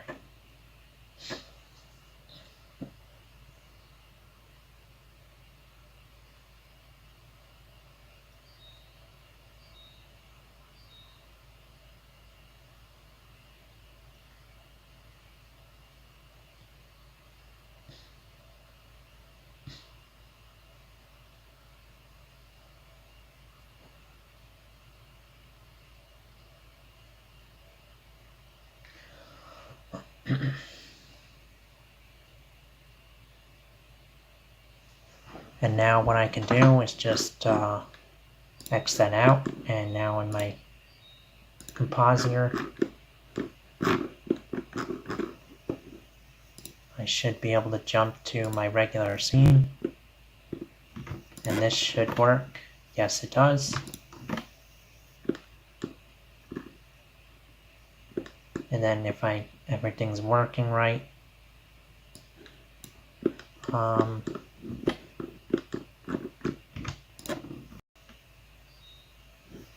let's see, does this one render? No, so I have to render this out. I'm gonna go for 84 samples for this.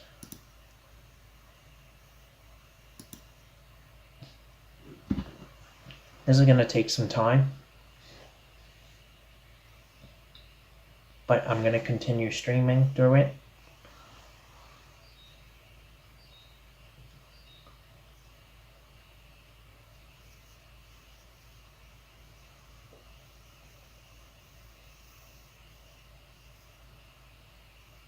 Yep, and everything's loading in as it should, so this would be a perfect time to answer some questions. If you guys have any questions, feel free to ask them at any time, especially now.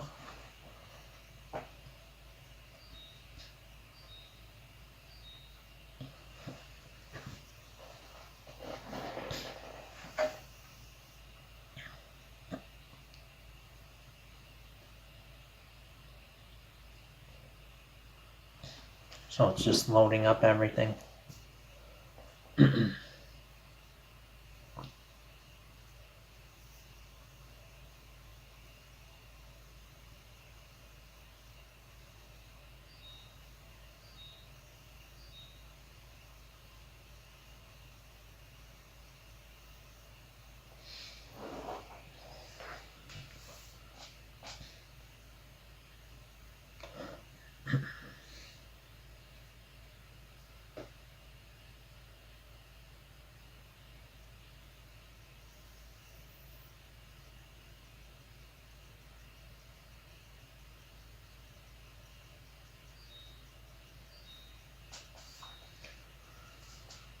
And it's going to take its time.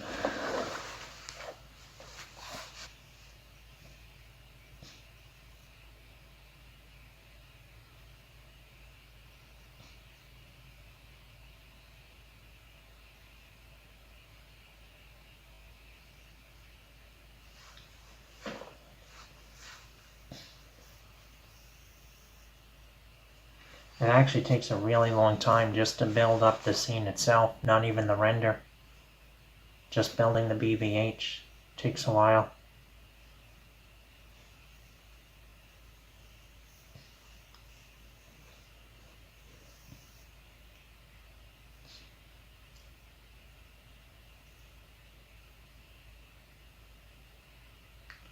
It's almost ready to go.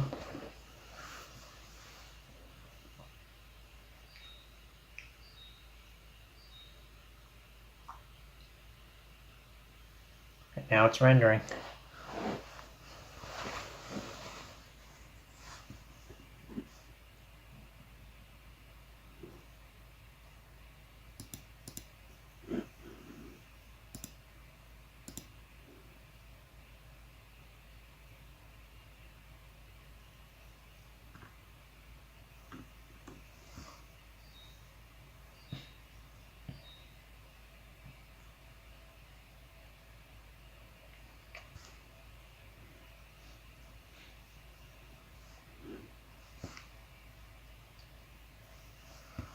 And I'm actually going to pause the stream because apparently with OBS it uses my GPU for encoding and it's really slowing down the render, so I'm just going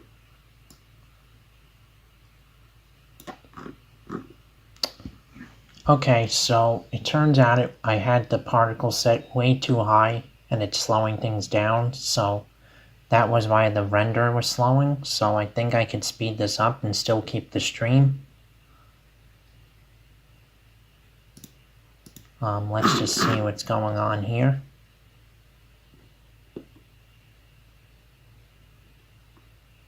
Okay, I'm going to try the render again.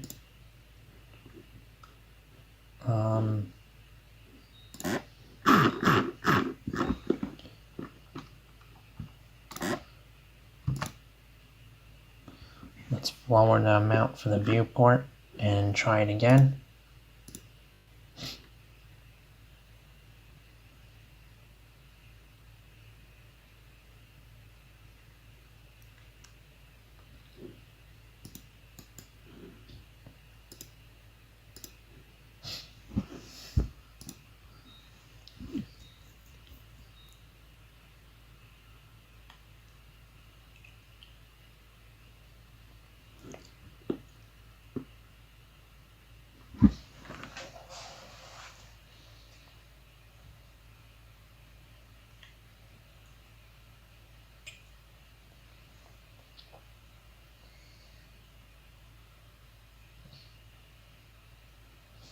So let's let that render out.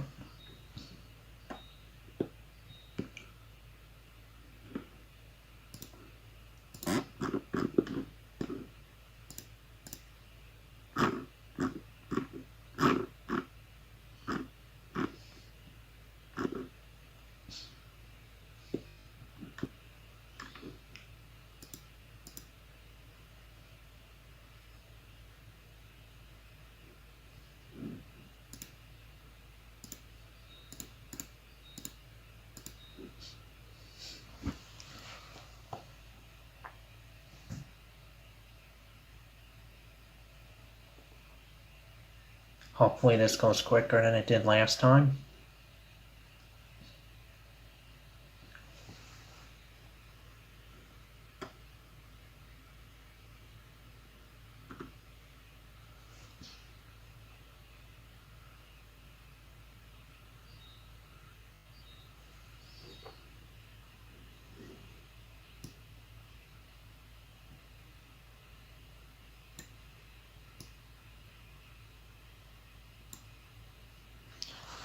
Okay, it's building.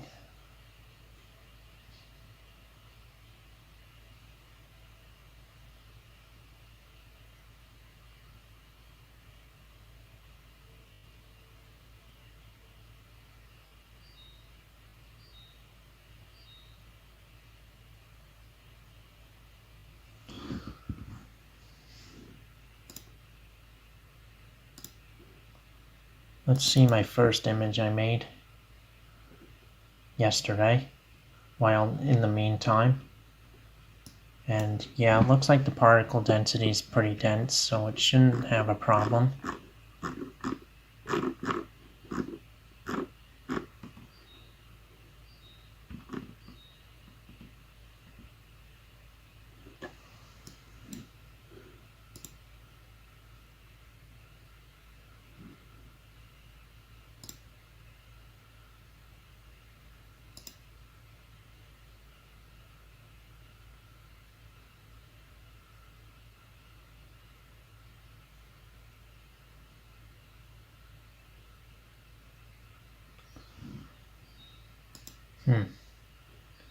Yeah, it's taking much longer. I think I'm going to drop down the grass count to something lower, because I think that I accidentally scaled it down. I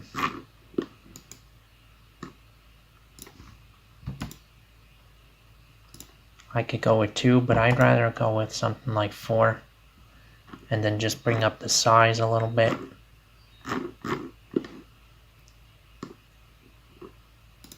Could probably get away with 3.05.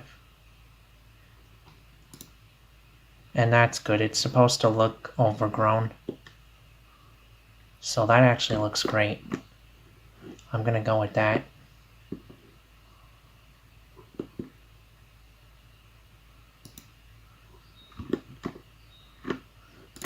And then try that again. But what I have to do is set that to the render. And that could just be 1 for the display. and it should go much quicker.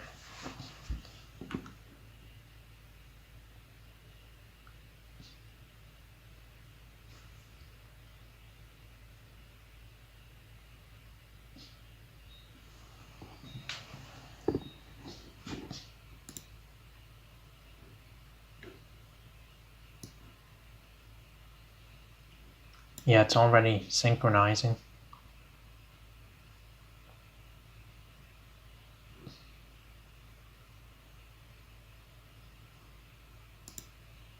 I feel like it wasn't this slow before. I'm not sure why. Could be my computer overheating, maybe. I don't really know. I'll have to investigate that after.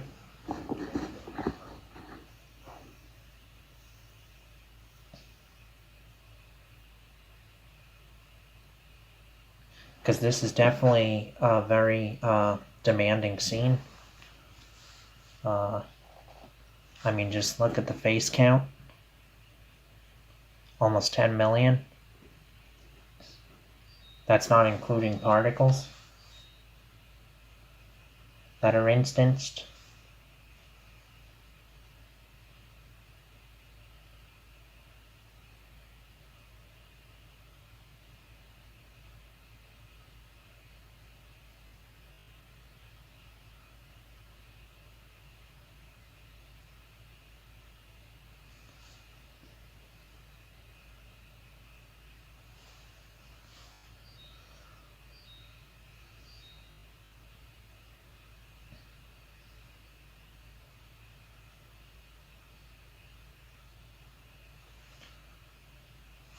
Okay, it's building the BBH.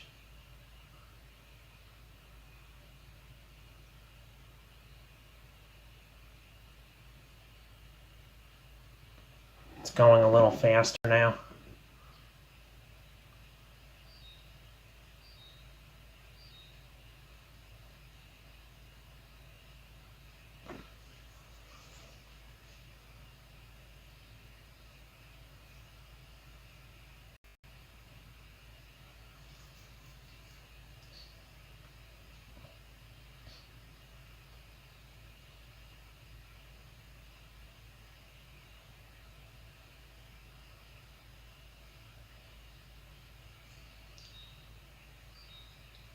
Time is not too bad, 18 minutes. I guess I can wait.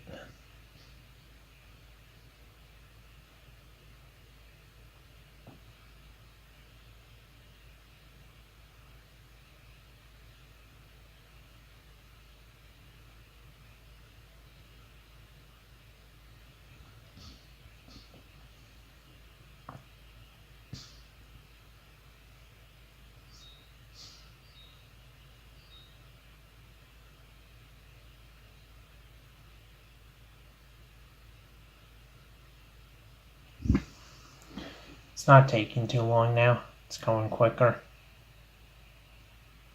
Maybe I just had the particles too much.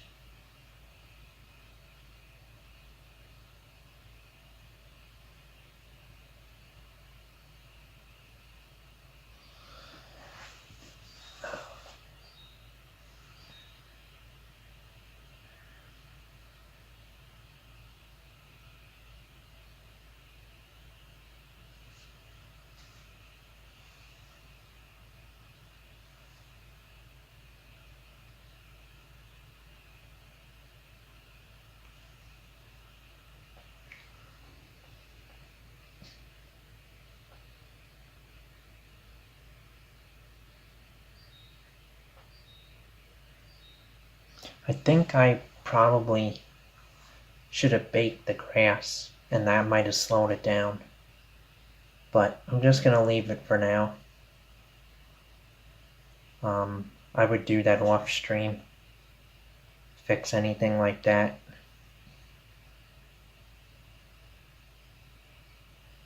As long as the render doesn't crash or anything. And in case you're wondering what these orange things are in the grass, that's from the lights on the side bouncing off.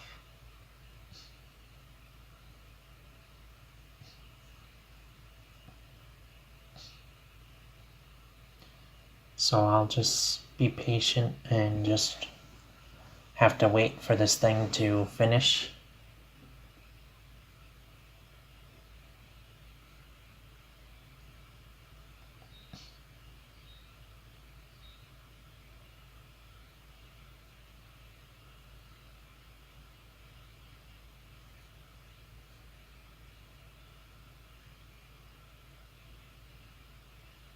Do you like how the grass looks so far?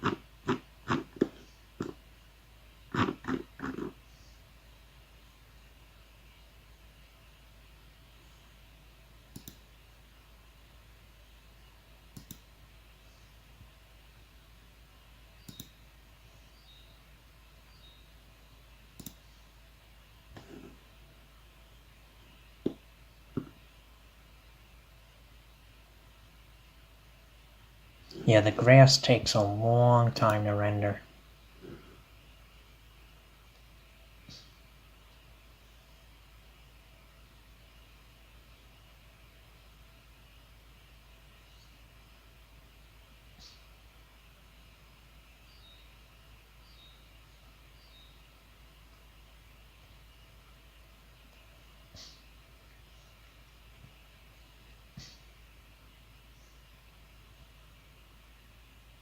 Look how quick it goes here now. Oh, wait a minute. Something's not right. The trees are not showing up. Okay, what's going on?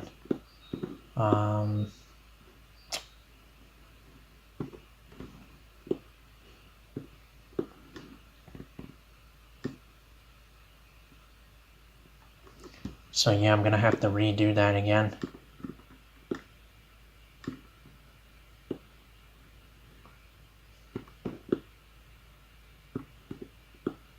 And in the meantime, why don't I bake the particles to speed it up for the next render? If that was what the problem was.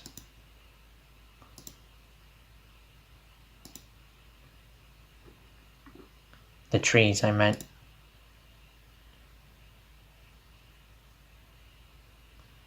Okay, so the trees are baking.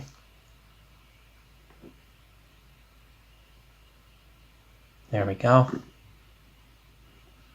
And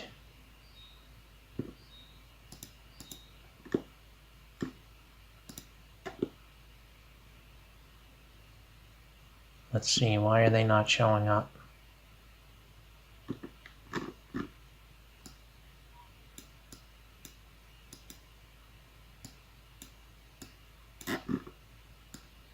Probably have to enable all of these.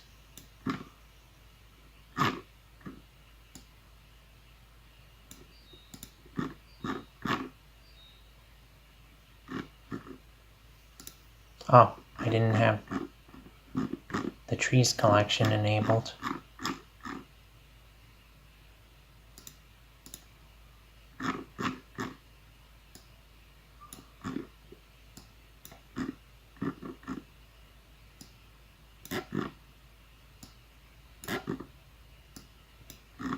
And now what I'm going to do, just to make sure everything works, I'm going to take a really quick render with only 2 samples and just quickly render everything and make sure everything's included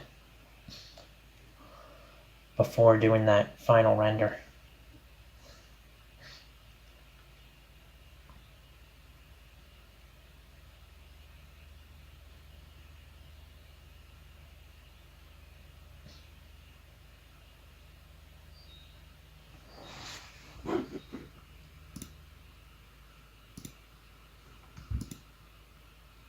Gonna go back to my old file and see what's going on. If I had any different settings for the grass.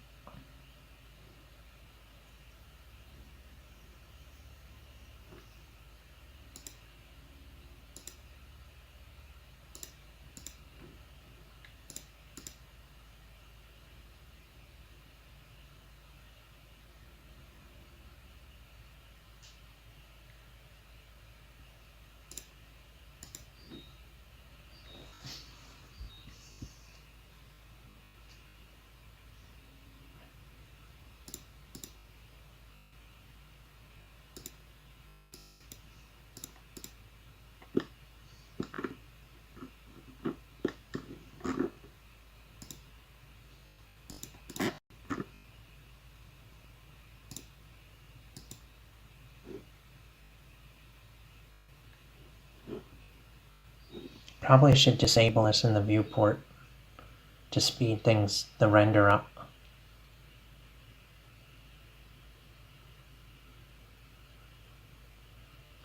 Probably is eating up virtual memory.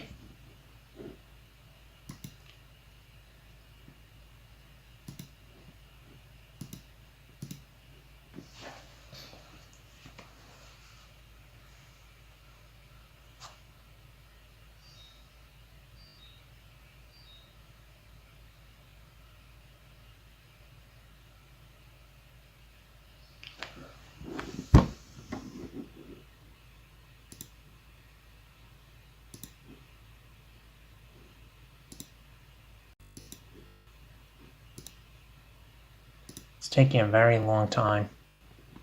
Very, very long time. But no crashes, which is good.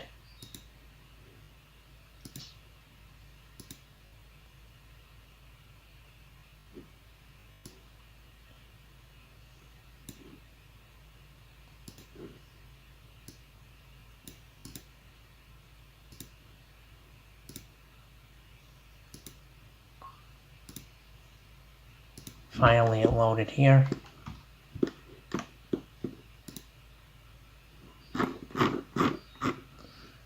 And what settings did I have?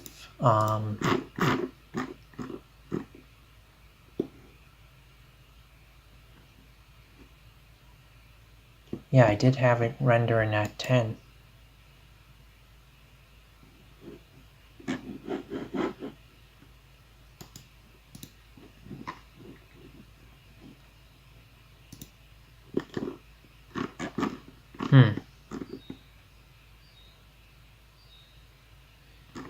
Yeah, I should be able to have the grass at 10.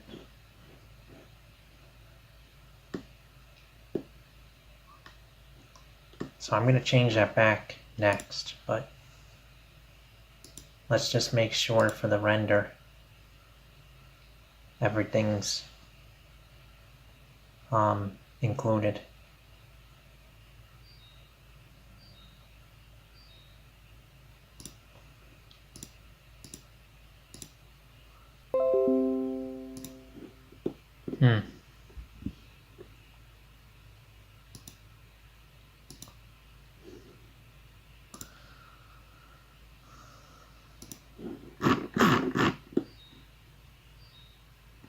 $110, so that's 1 And then the size is 0.03, 0.25.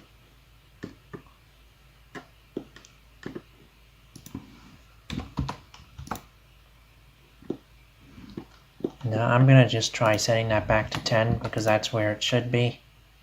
It just looks better, and I think I just have to keep the viewport clear to speed things up, and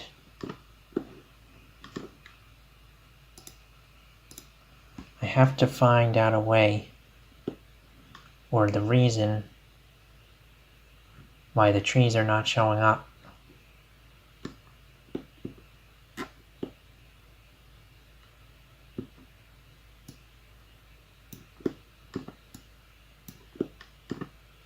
And they're not showing up in the viewport either.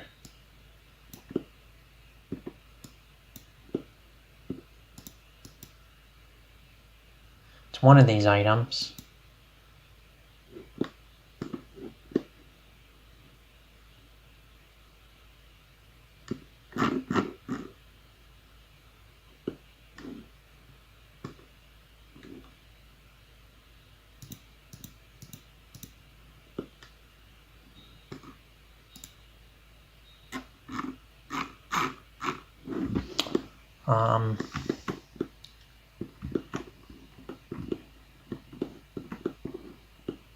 Let's see, is the collection there? It is. Trees.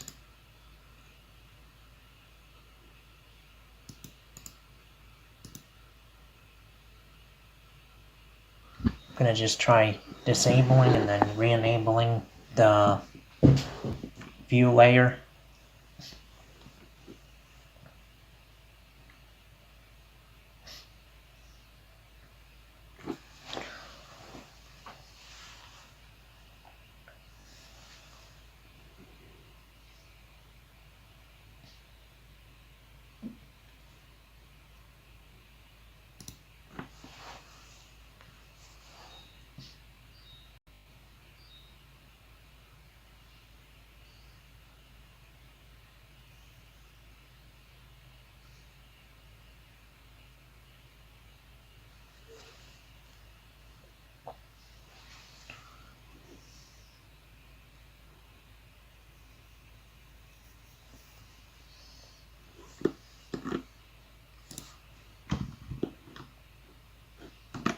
Maybe I have to rebake them.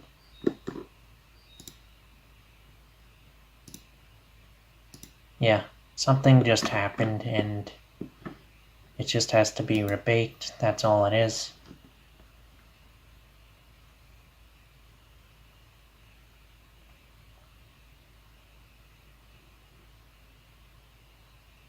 Okay, and they're back. And I'm just gonna hide them in the viewport, but allow it to render. And this I could just hide in the viewport while it's rendering, just to speed everything up. Everything's still there, it's just gonna render. So let's try that again.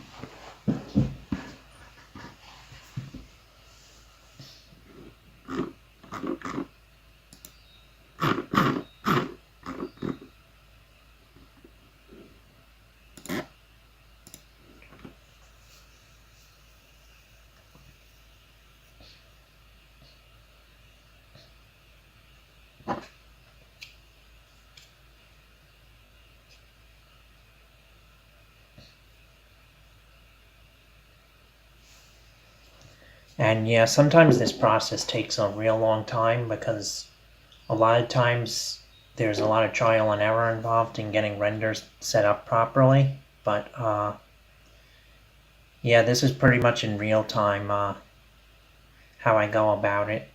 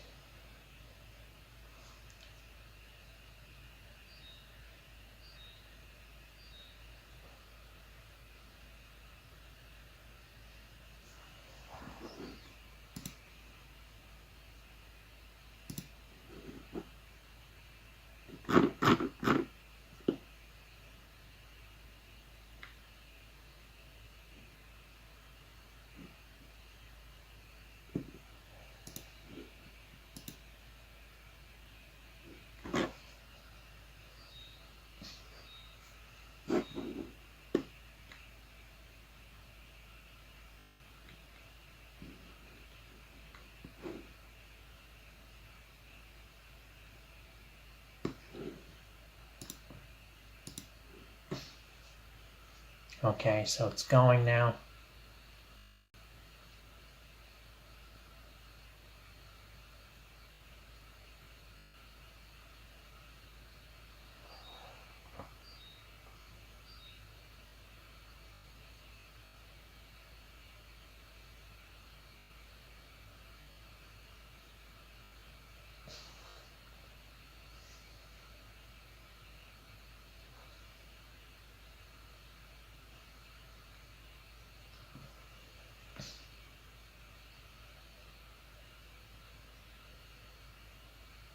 And are the trees working? Let's see.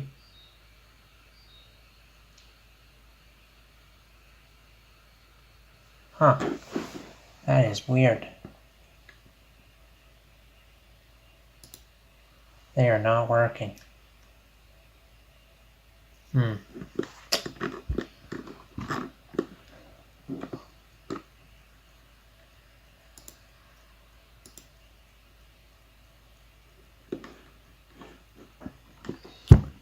Okay, so plane.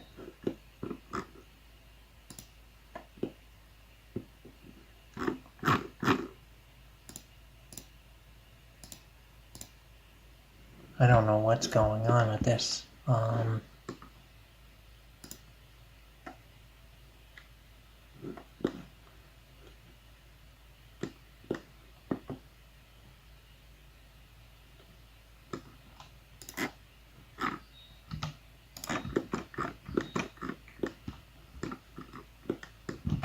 Oh, I don't need to see any of these objects.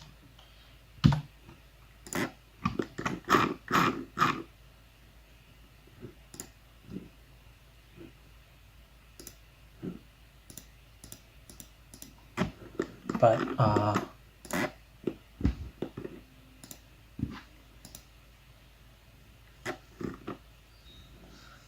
not sure why it's doing that.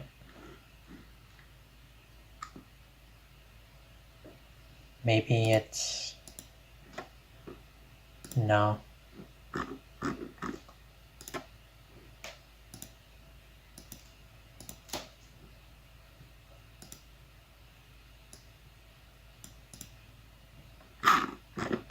And then they disappear. I'm just gonna leave it in the viewport actually.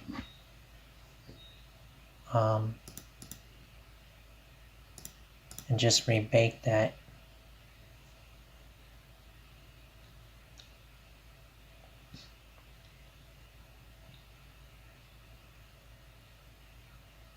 And now they appear. And instead of just, I'm gonna leave these two selected and leave it in. And maybe that will give me better luck. And actually, for this render, since it's just a test, I can bring down the resolution just so I can speed this process up.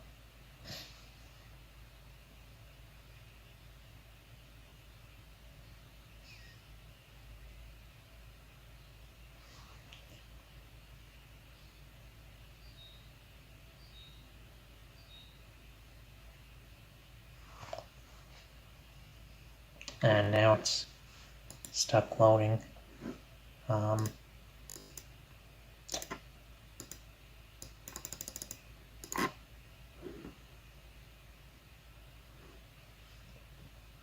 Okay.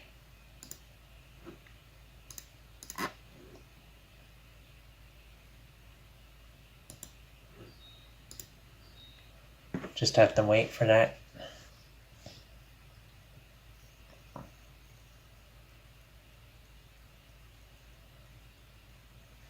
And I'm going to disable the cryptomap pass because I think that's causing a problem and slowing everything down a lot. So I'm going to go back to render passes and I'm going to disable all the cryptomap passes. I think that's causing problems.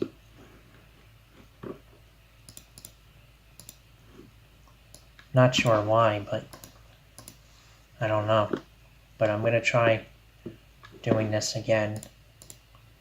Oh, but I wanted the lower resolution.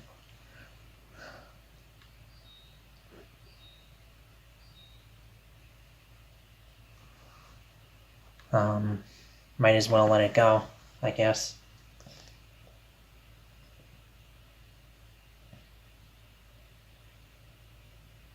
Wow, look, my memory usage dropped down half. Disabling those passes.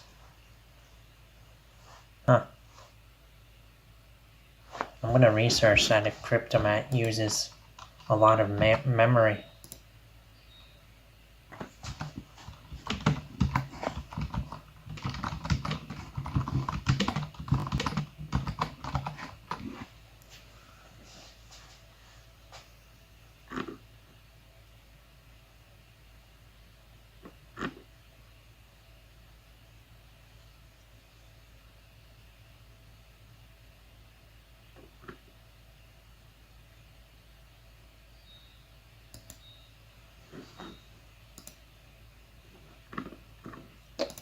Okay, that didn't do anything.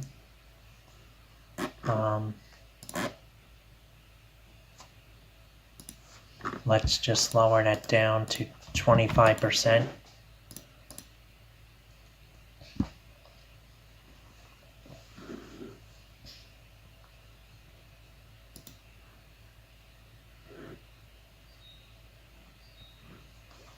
I don't know, I think it would make the scene preparation time lower, but maybe not.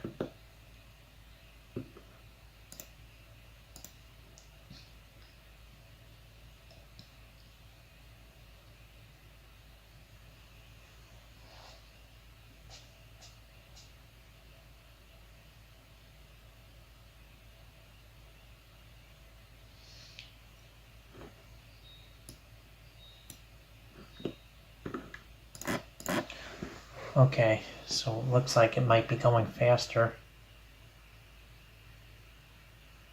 Already initializing.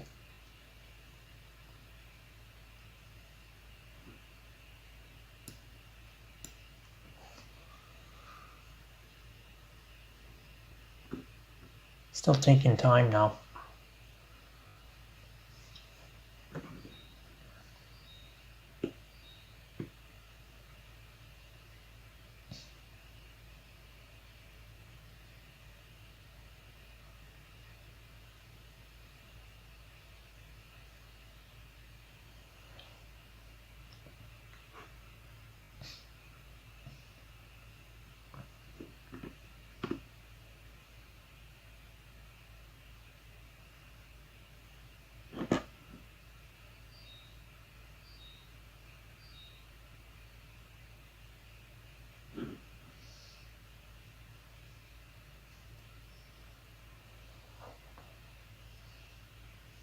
Takes almost as much time.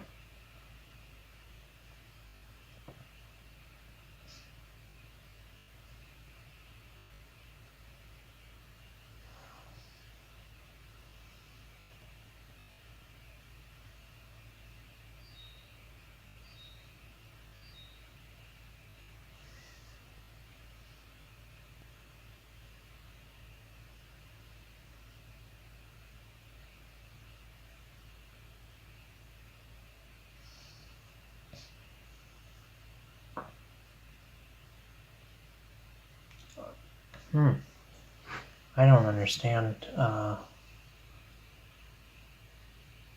why the trees won't show up. Just doesn't make sense. Does it show up in the 3D view?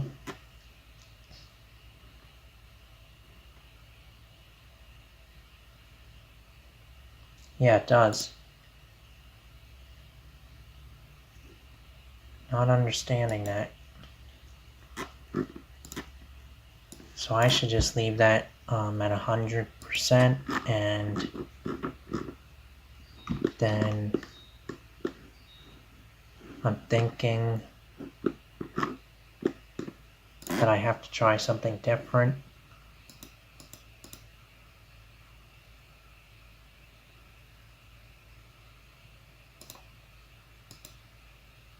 Okay, it's something to do with this.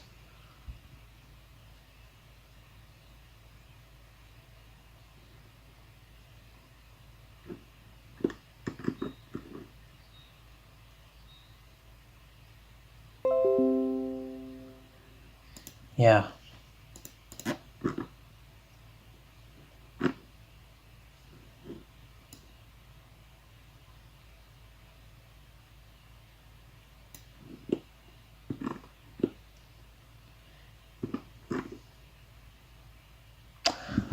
I know what it is. This was set to 40 before. Okay. That's what it was. You have to be at least one frame behind. That's gotta be what it is.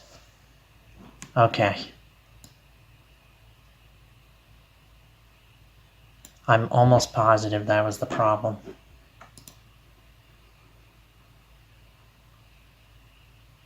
And now I can go to the object and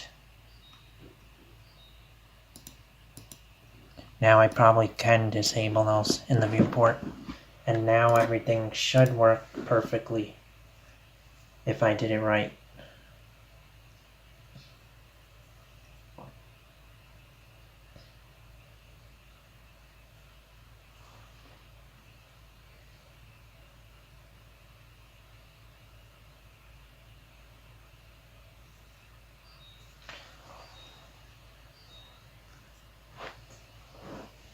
Okay, I think I'm very almost confident that that was the problem.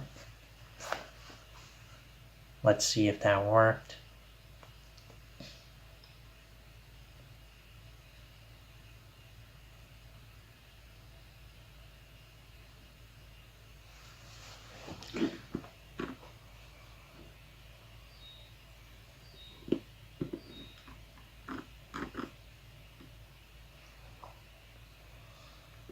And yeah, I can't wait until Particle Nodes comes out.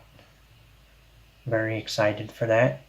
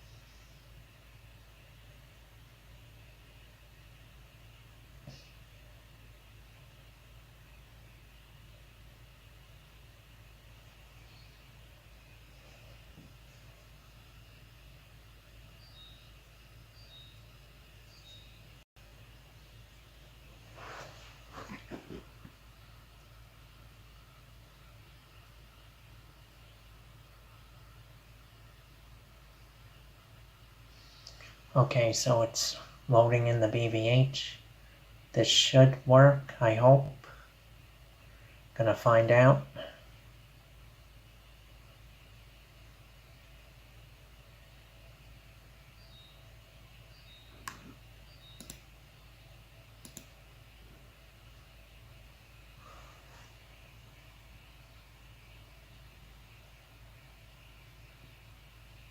Oh no.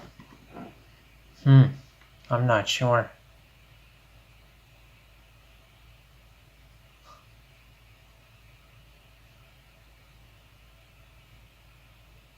I don't know what's going on.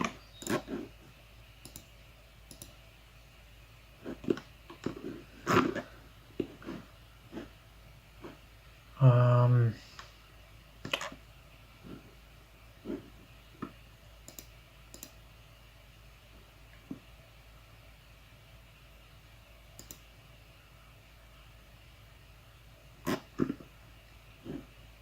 I'm gonna go to frame 37.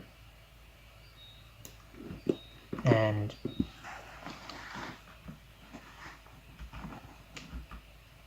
I'm gonna try frame 37. And see if if it has something to do with that.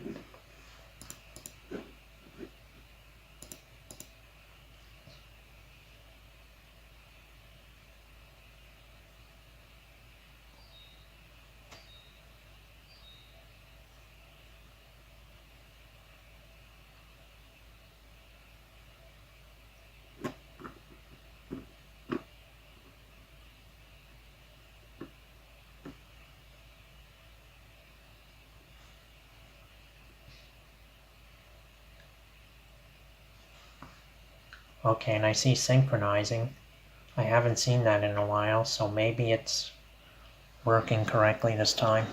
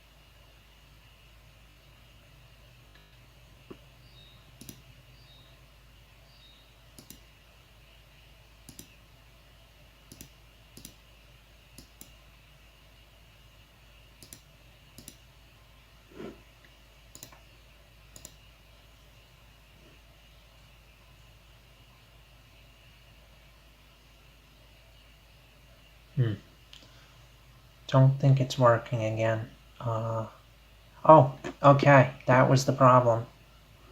Awesome. Wow. Alright, let's just make sure everything looks okay. So yeah, for some reason it just baked weird, I guess. I don't really know. I'm gonna have to find out if that's like a bug or something. Yeah, I never had that happen to me before. And I got my reference image so I can make sure everything is in the same position generally.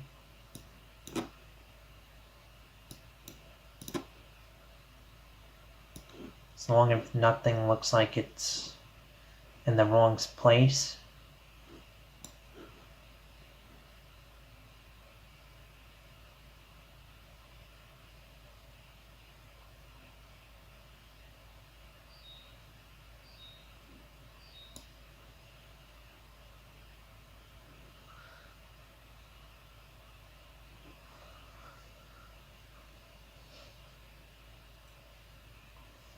Okay, and that's gonna render out now.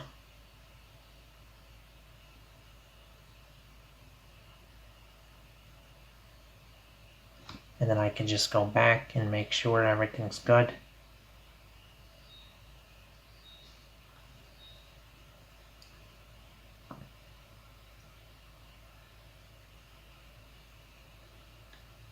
Alright, and then we can go to the compositor finally, because it's finally working correctly. And then, well, we got a lot of noise, but let's just see if everything looks like it should be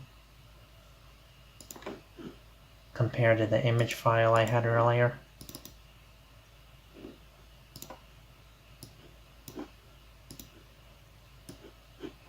The trees are mostly in the right spot. I'm missing one here. But I can add that in.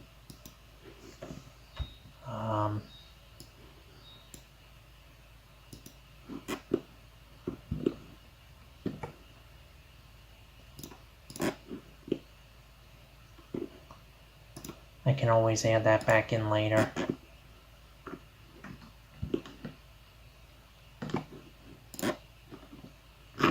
It shows up in the viewport, but not the render. But anyway, I'm spending too much time investigating what's going on. And I'm just gonna bake it out and then render it as it is. Because it's mostly okay. And I'll figure out all the errors off stream.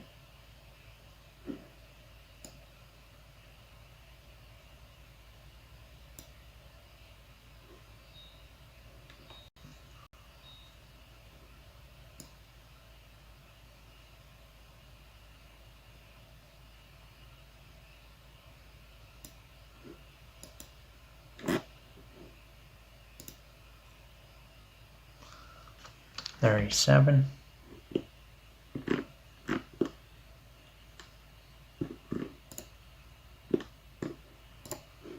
And now finally I can render the whole thing at high quality, 84.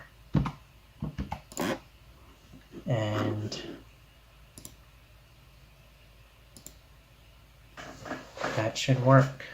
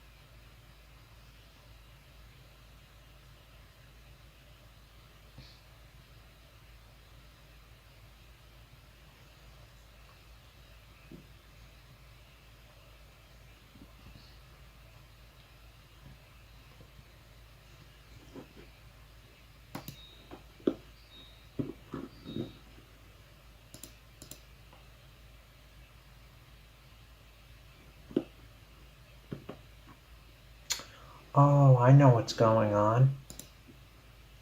Huh. Okay. I know exactly what's going on. This makes total sense. Alright. I have subdivisions in the render, but not in the viewport. So what's happening is it's taking the object and subdividing it and misplacing the particles, so I gotta leave that to 0 for both. That's what's going on.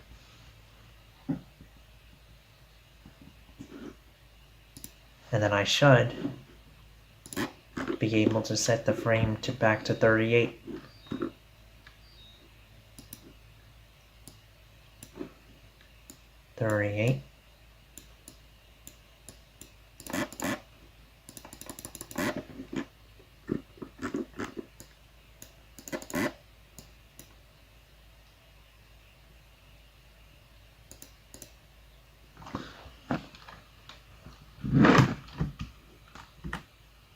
Okay.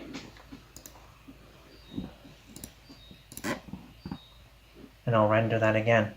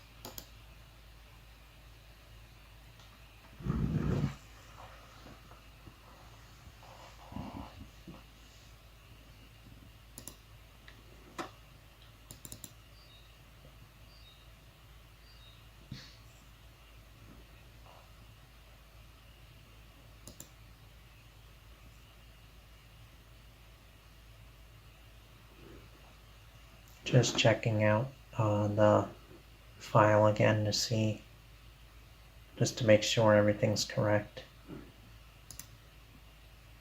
Oh, and this is rendering? Okay. Yeah, that was the problem. It's going much faster too. Yeah, problems like that cause major issues.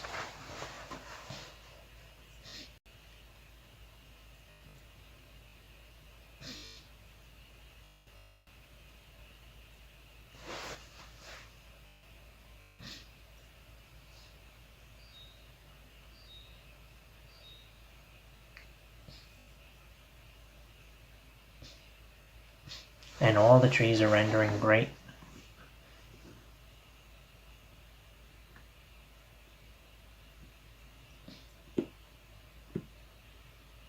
Awesome. So it was just a one setting and it kind of threw everything into haywire, basically.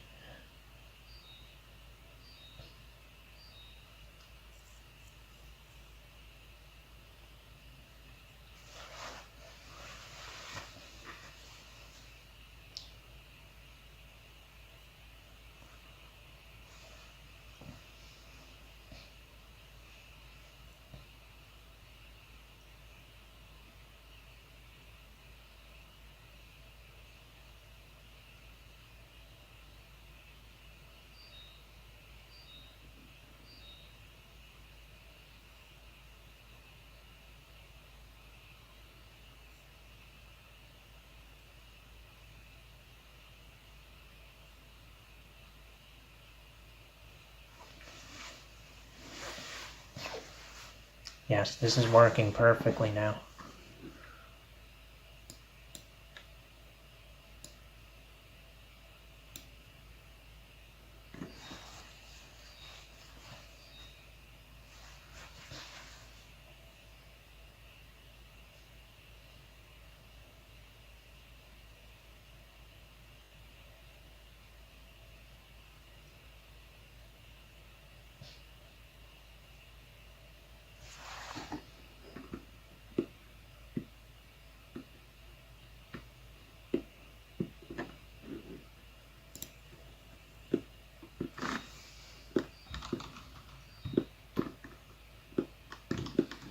And of course you can always subdivide it, but then you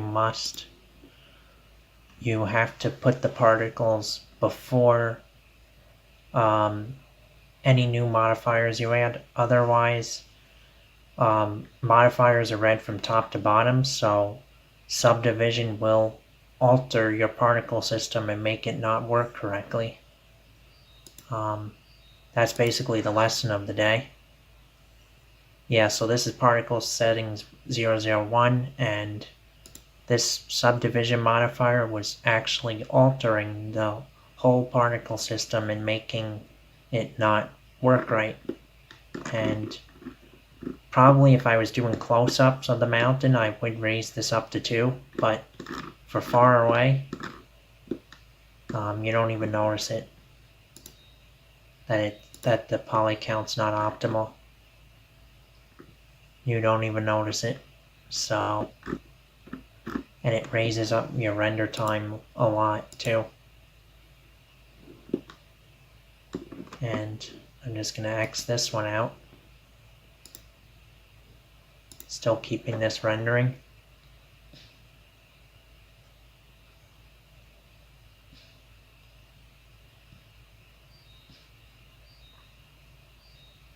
And I was thinking about adding different types of grass, like some kind of grass that looks yellowish a little bit, because not all grass is just perfect like this, but that would be for maybe part 7 or 8. And then maybe part 9 I'd add the spaceship.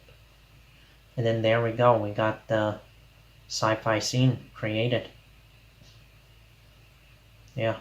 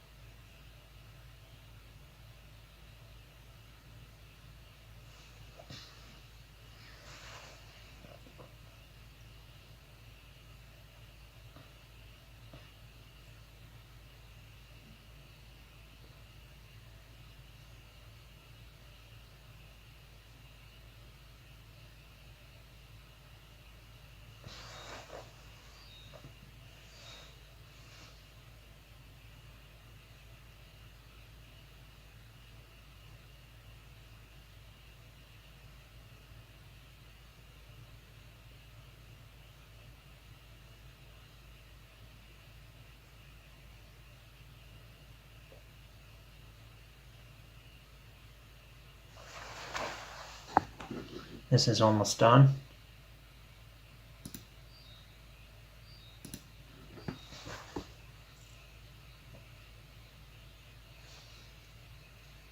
And it looks awesome.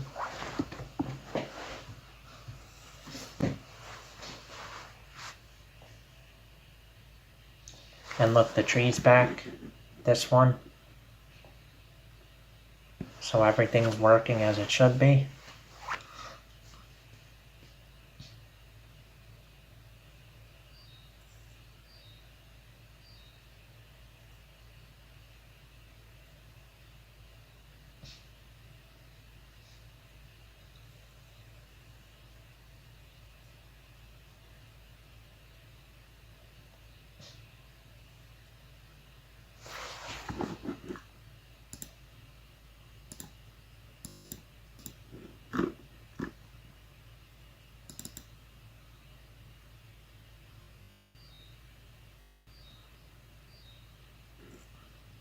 Yeah, looks about the same.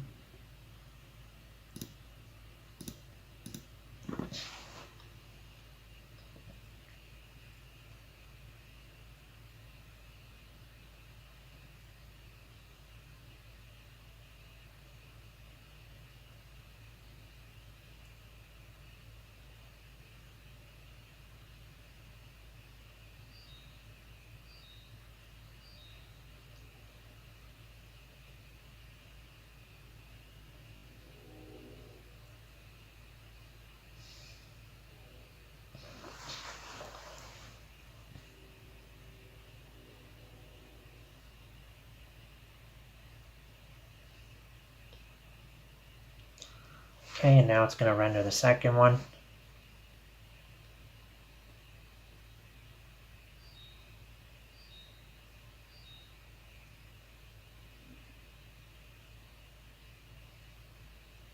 And then we can just composite these together, and we got it.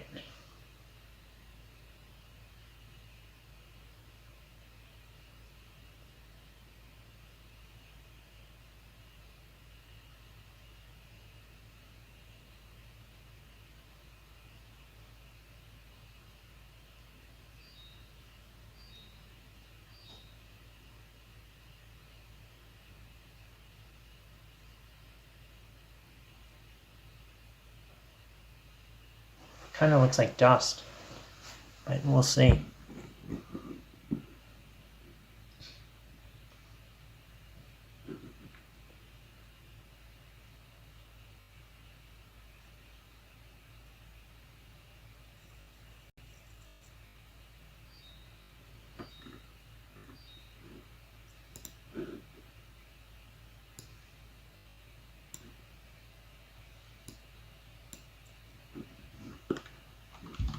Okay, so now we have to go to here and find our second render layer.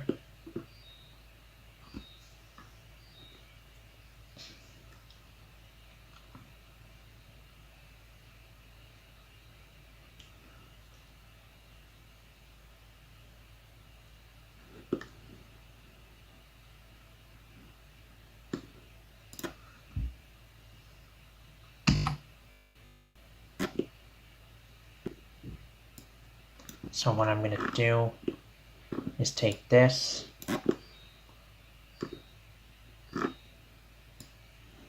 and bring it to the end and add in add an alpha over, and then I will take this color balance and probably will, well, let's look at the map range. Then I'll just plug that one in there and bring that down to 25. And then I'm going to take this and just put that there. And then this will go here, because you always want to do color editing at the very, very end. And then I will add in the alpha over to here, right here, and let's see what we get. Oh wow, okay, that's too much. Alright, let's take that way down. 0.2.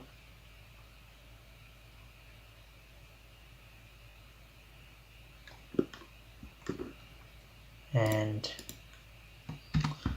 color, what do I want? Blur.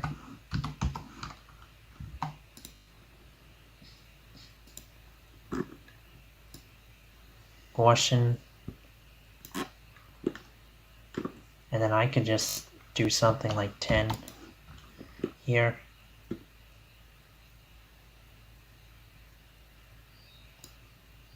Just doing it on one axis. I just want to see how this looks.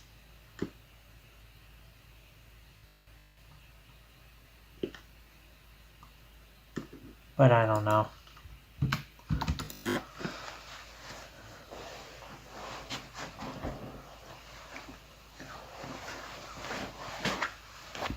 Or I could do it on just the Y to see if it makes it look like it's sparks flying. But it might be good just how it is, I think. I might just leave it at 4 each.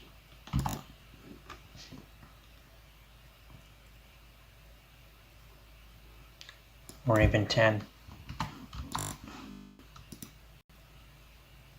Fast watching.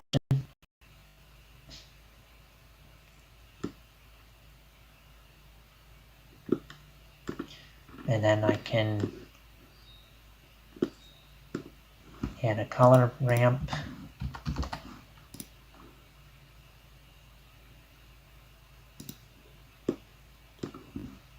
And I can also change all the colors if I want. So you're not locked into just using the orange. You could do something like this if you wanted to.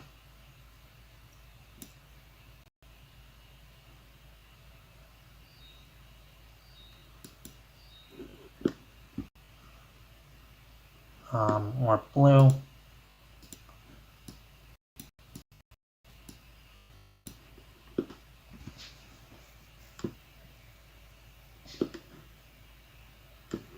But I don't know. I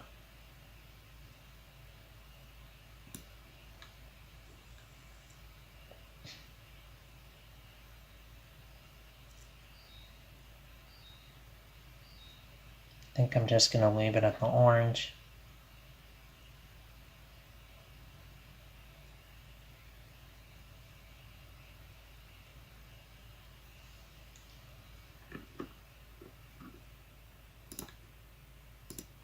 Or even red.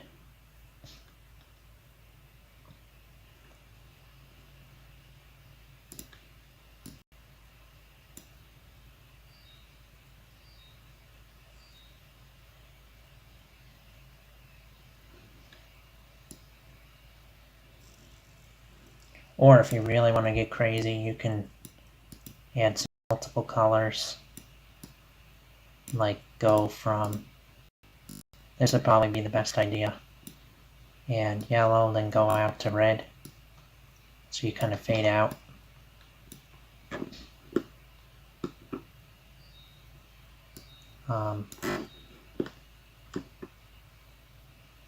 So we'll see. And that doesn't look good. Reverse it. Has to be darker in the beginning, then brighter at the end.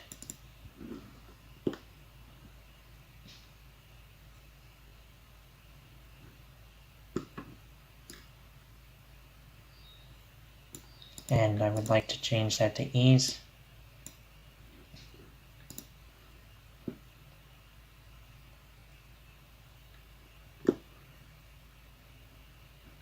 So that's not too bad, but I think I'm just going to leave it how it was.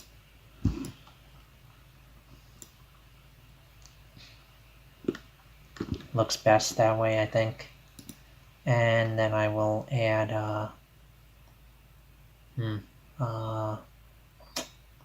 forgot what it was.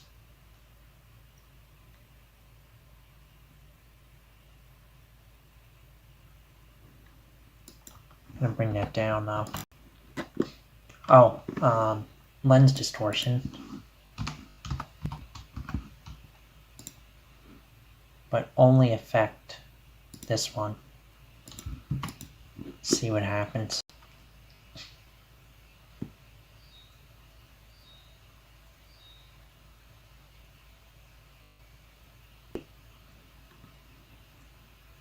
That is a very cool look. Let's do fit.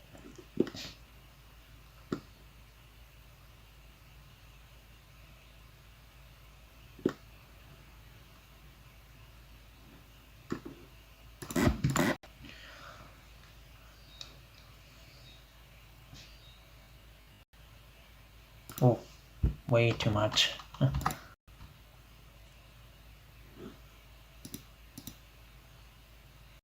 And in fact, instead of alpha over, let's do add.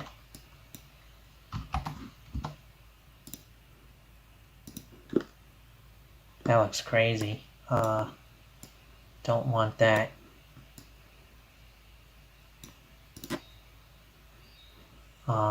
Add.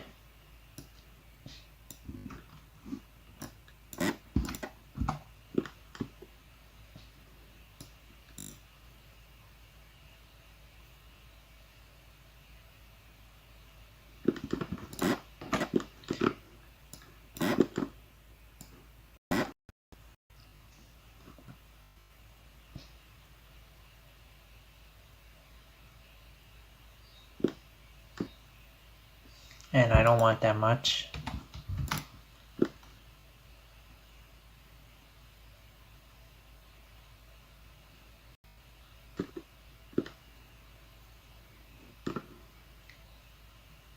Thinking about turning the Gaussian down.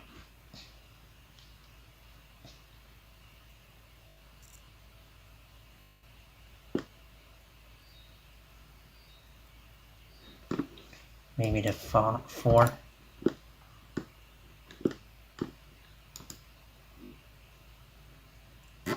And then, why don't I use a color ramp, but just keep it white?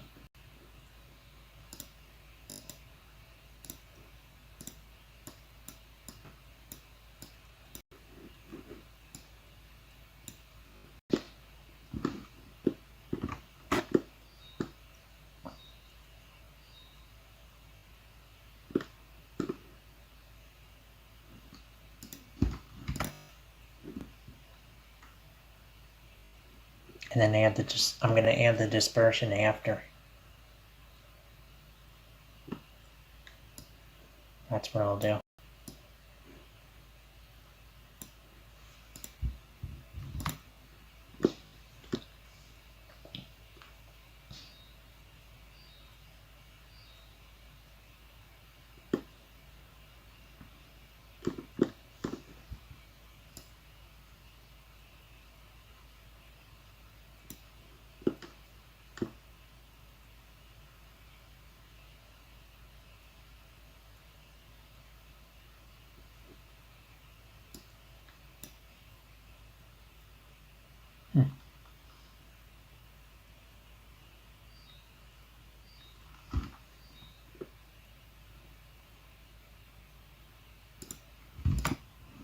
Distort.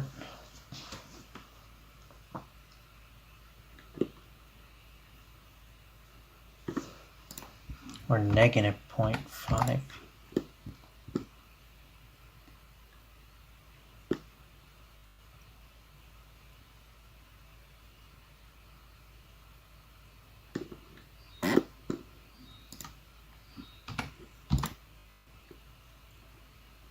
Kind of want to give it a camera effect.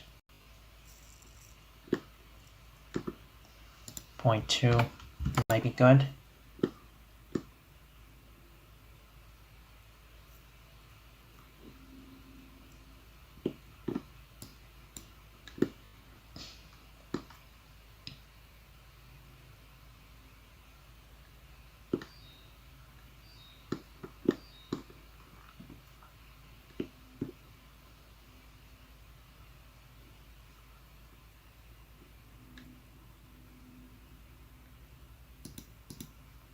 And another effect.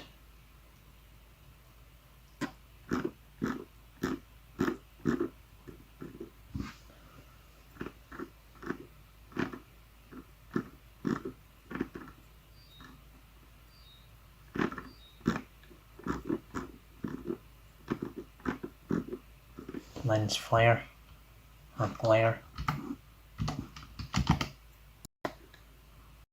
That's way too much though.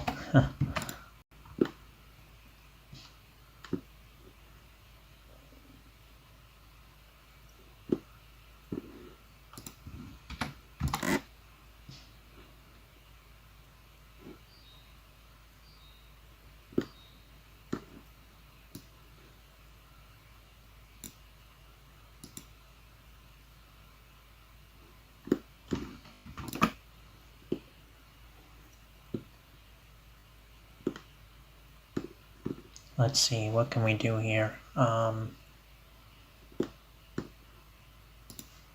What if I turn the dispersion down?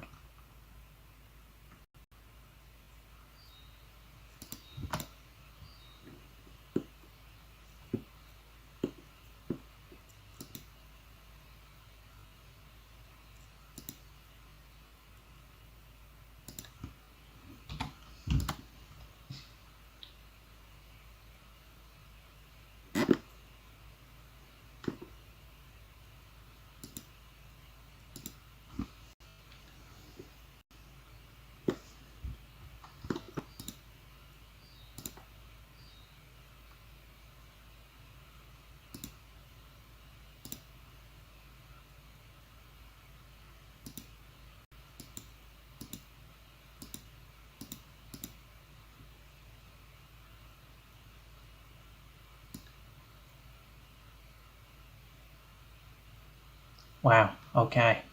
This is cool.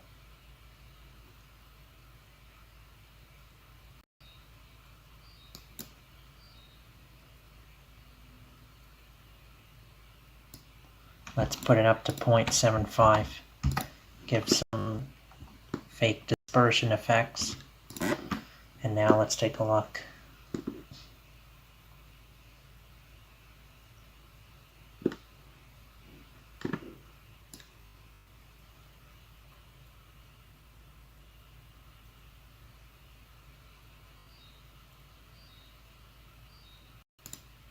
Don't really notice that though.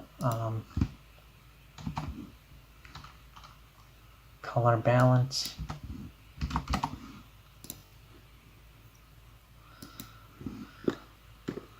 And let's go to offset, power slope, and let's bring those up to 2.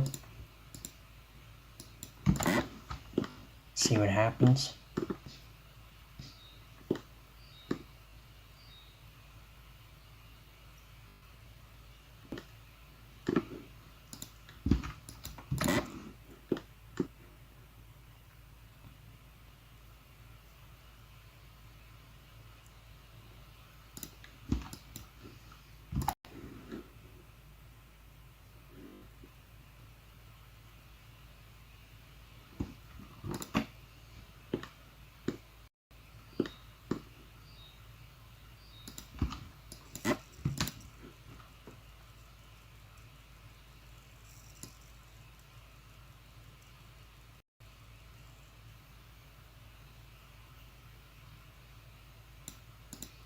Bring that down.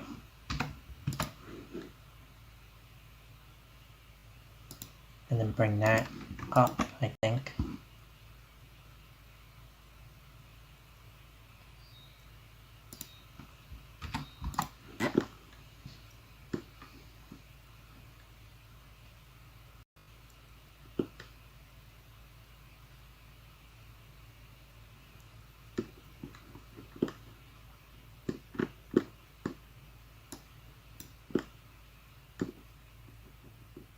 And then for the mix factor,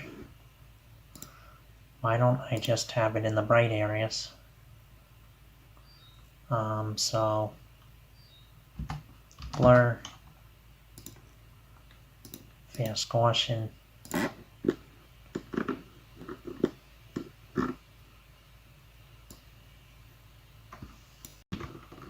and I could just use a map range.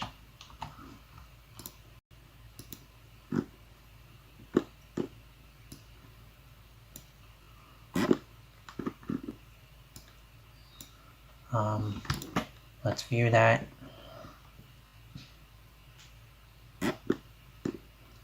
And not from this one, but from this.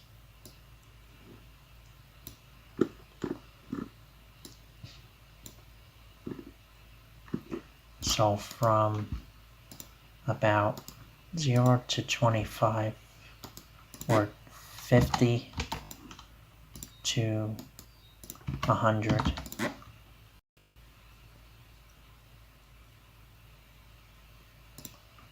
Then I could go to 20 till I start getting some of those bright colors. 10.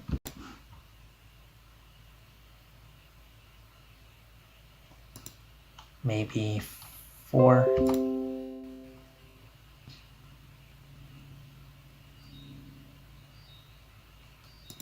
Maybe 1. And that's too much, so 2. 1 to 10.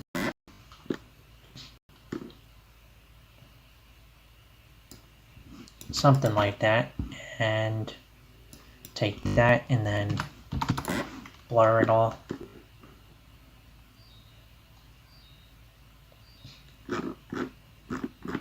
And before I do that, it has to go into the color ramp.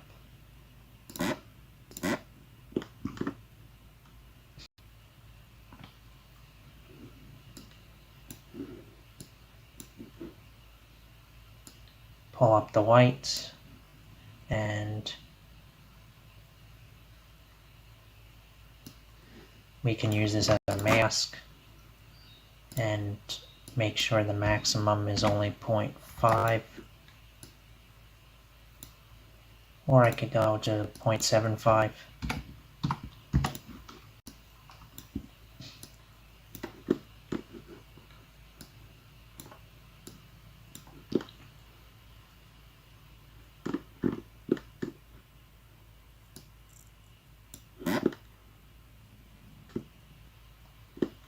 Not noticing it getting added yet, so I gotta bring it back a little more.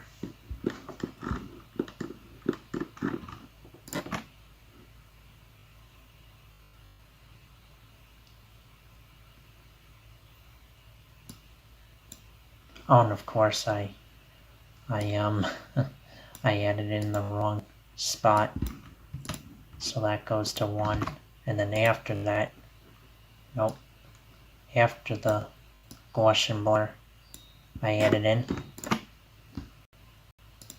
and then that's to 0.75. That goes back, and let's take a look.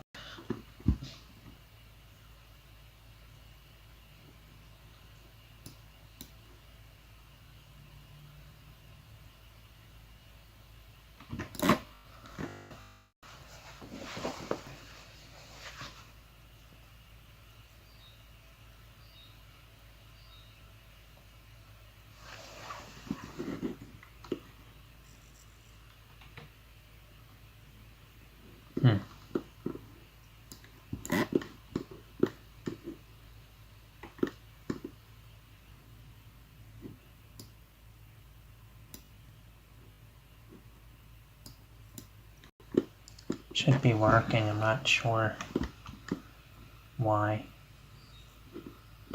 Oh, there's not as much at the bottom.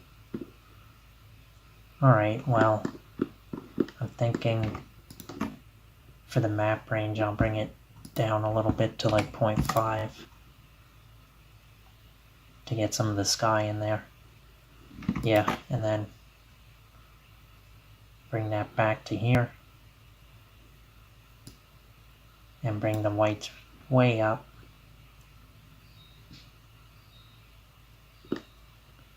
Something like this is fine. And then blur it. And then bring the white up.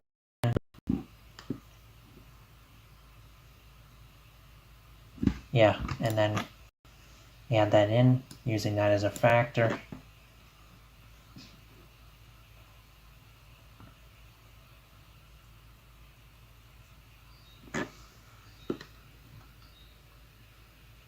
And I see it a little bit.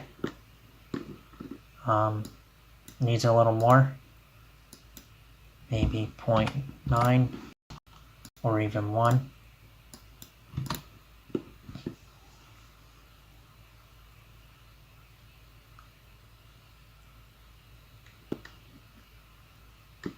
Yeah, now it's being added in. Maybe I can blur it a little more. 200.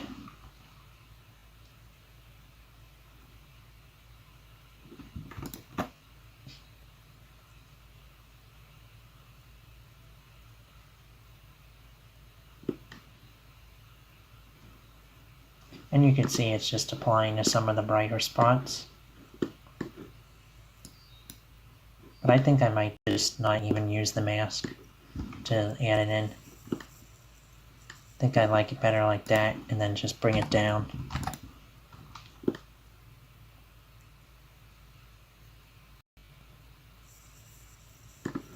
To something like 0.4. And now I will just make the colors a little more blue. So I decided to go from the Embers idea to more of a camera lens dirt idea. I guess you could say.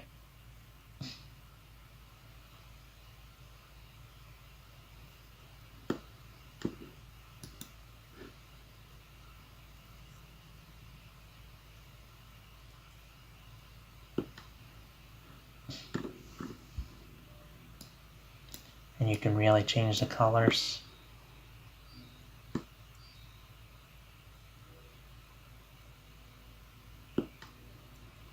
But I don't know if I want to do that.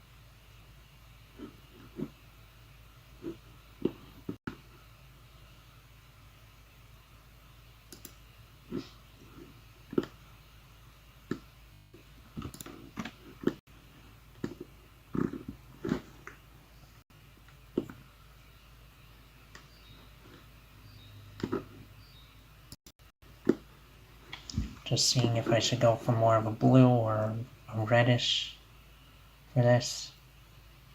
And I like that better, I think. But I think I'm going to just keep it neutral. Like that.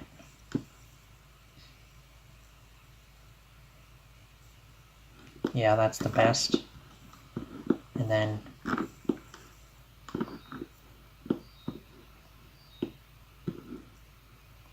we can finally add the dispersion again.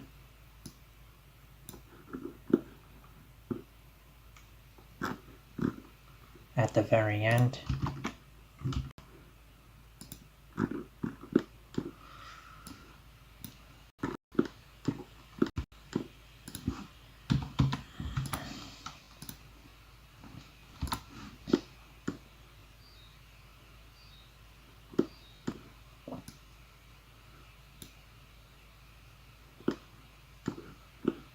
That's too much.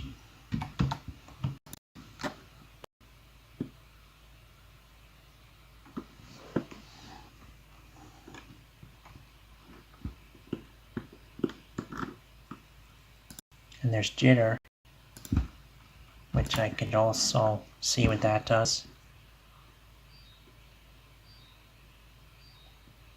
Oh.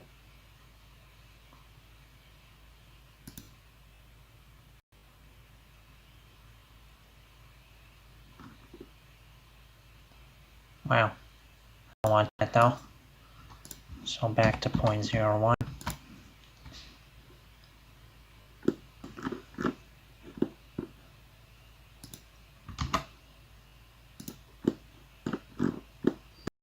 And jitter over this.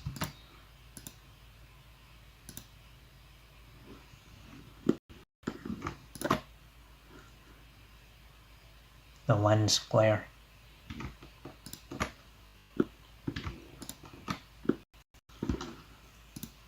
And then we can add final color adjustments.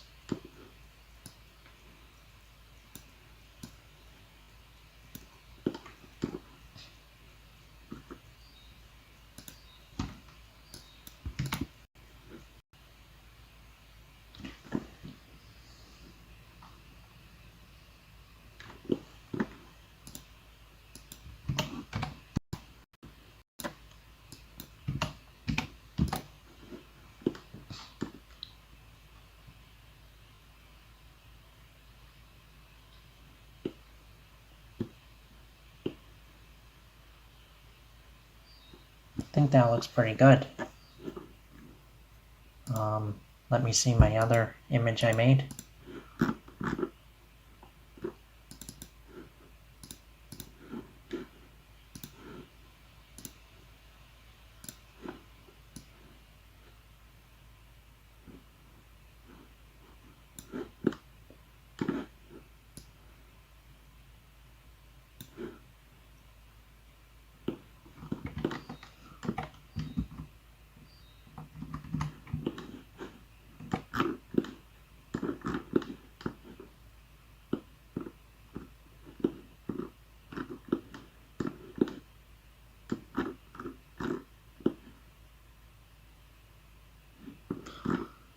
Let me just make sure everything's included.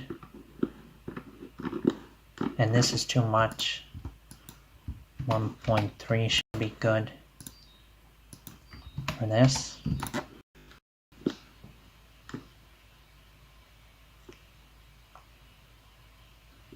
Yeah, and then finally, for the final thing,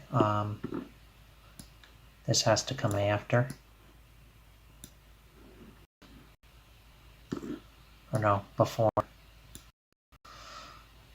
That was good. That was.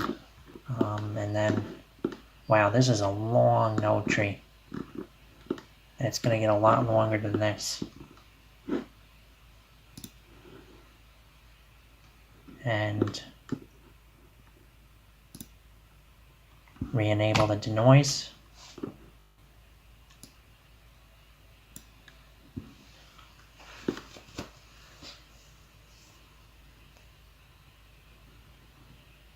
And yeah, so you can obviously change the amount of fog.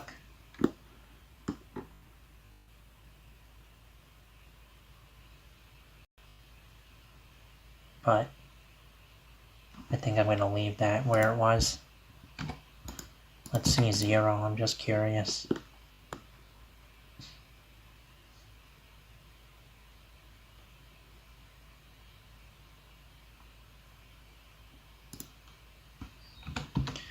Yeah, I like the fog.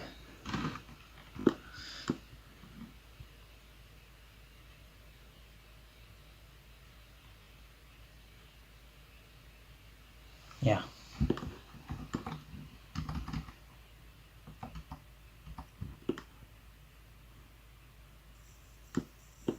And yeah, this looks great.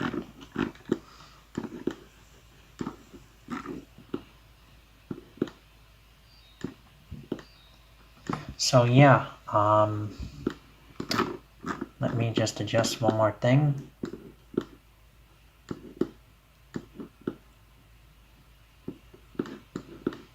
That would be the sunbeams. Gotta find it though.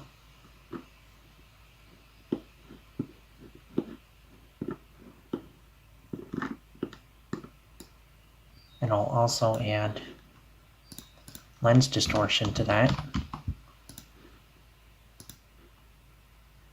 And fit. Could change that to 0.3.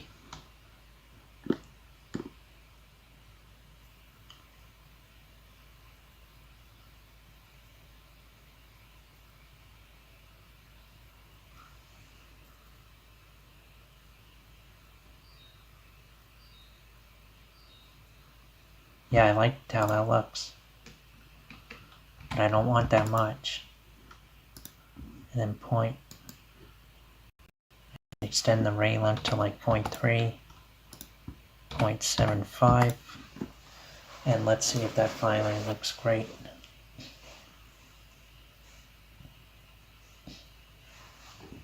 But wow, this is a massive node tree, and it's just going to get bigger than this.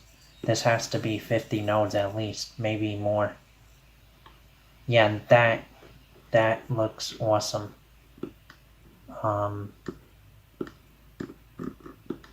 One thing I think that's too much is the blur, because it's kind of coming out of the edge a little bit, so I'm going to change that.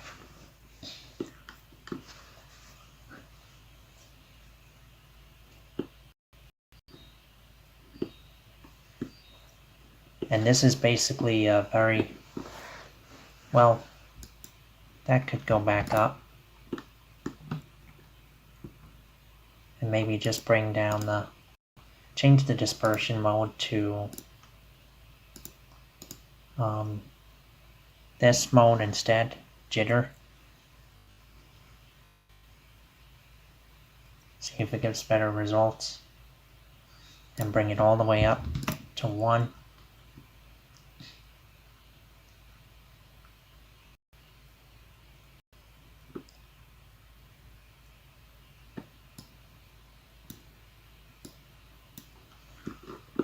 Yeah, but I kind of like the other way.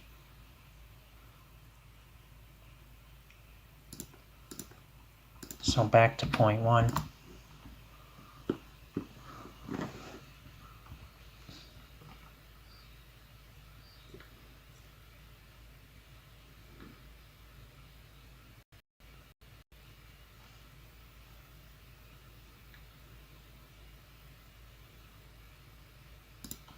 Maybe 0.2.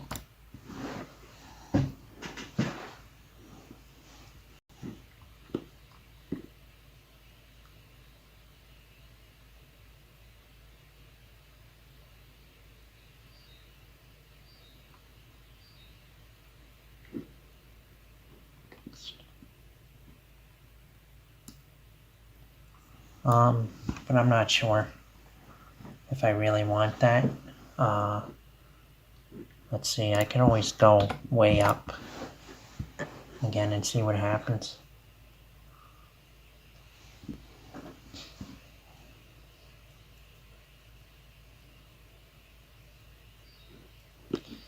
And why don't I mute the noise node? And yeah, I like that. And what I'm going to do is just mix it again with the non-distorted sunbeams. And I know this is a very complex setup, but it makes things look great. And then I can add on the lens distortion rainbow colors to the bottom at a 0.5, and then finally add that on to here. And now let's see what we get.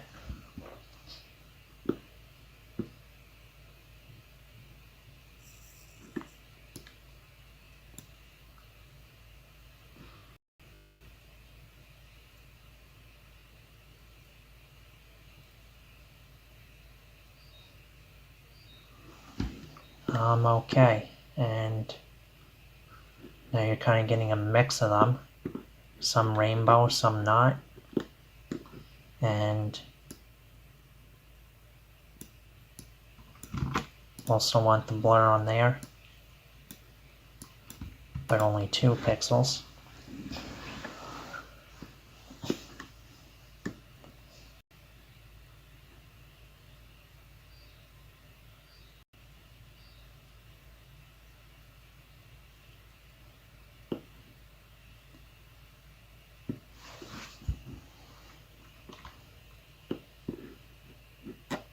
or maybe 4.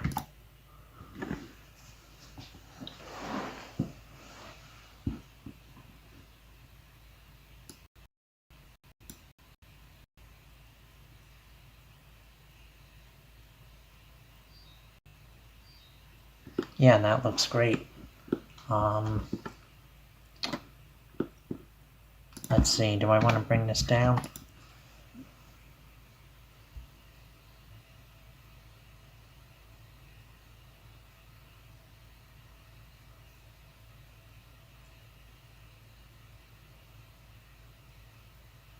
Yeah. So you kind of get a rainbow effect adding around it. I'm going to just leave that at 0.3. And I think that's what I'll be happy with.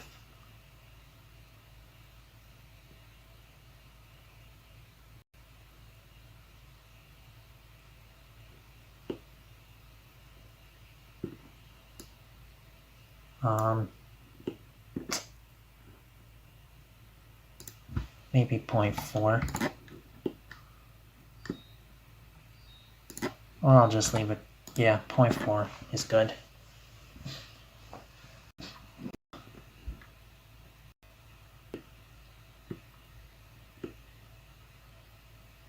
And yeah, that's what I'm gonna go with.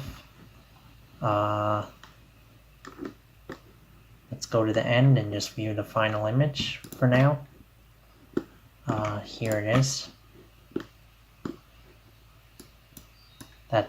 This is how I'm gonna keep it for tonight.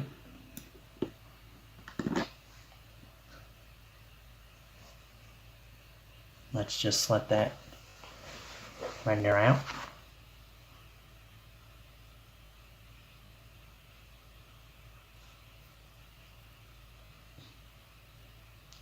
And yeah.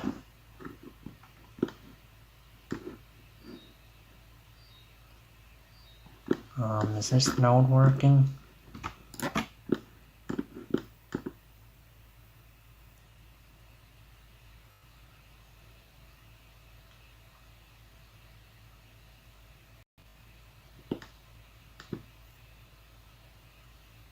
Yeah. All right.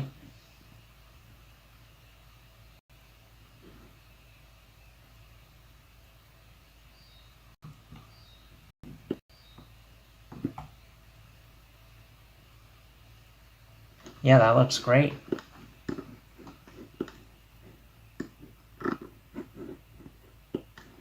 That looks great.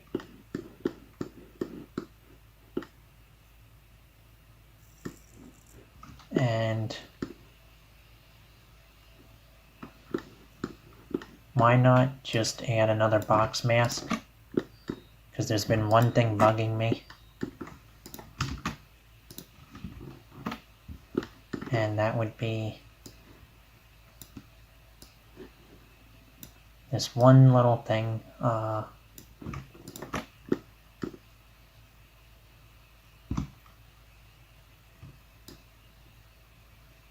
It's one of those small dots.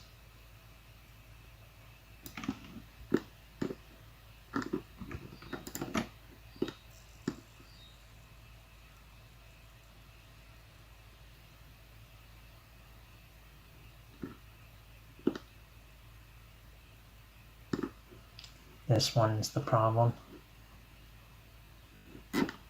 I think.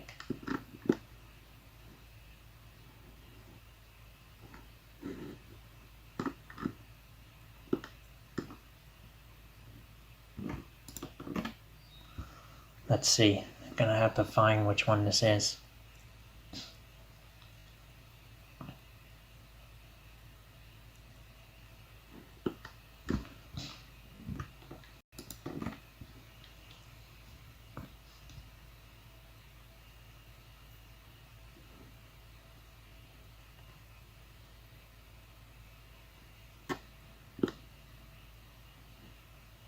It's this. I don't want that. Alright. So, I'm going to bring that down. Something like that. And set that to here and just add that in. And that should give us a great result.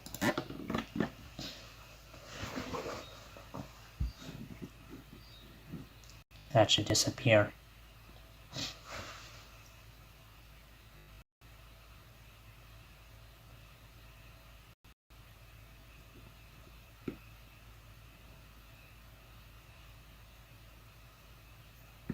And yes, it does. So, let's go back one more time.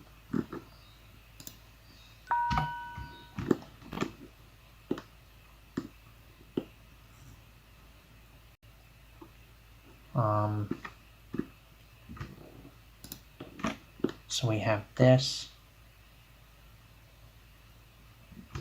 and then I added that in.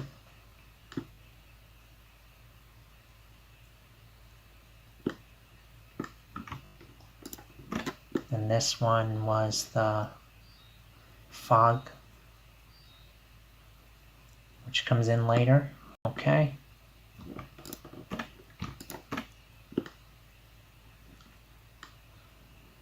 Then the glare.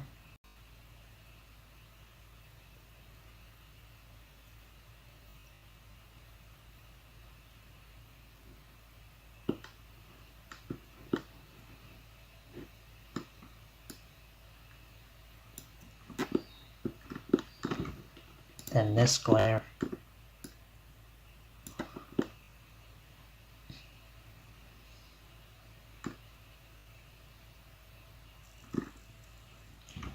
And then finally this.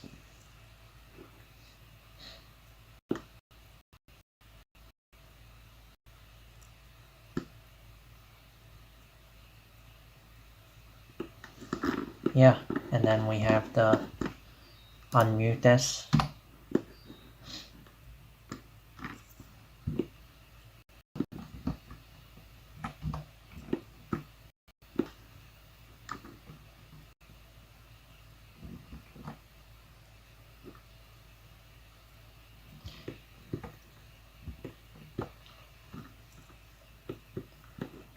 I think that destroyed some of the look though. Let me see that again.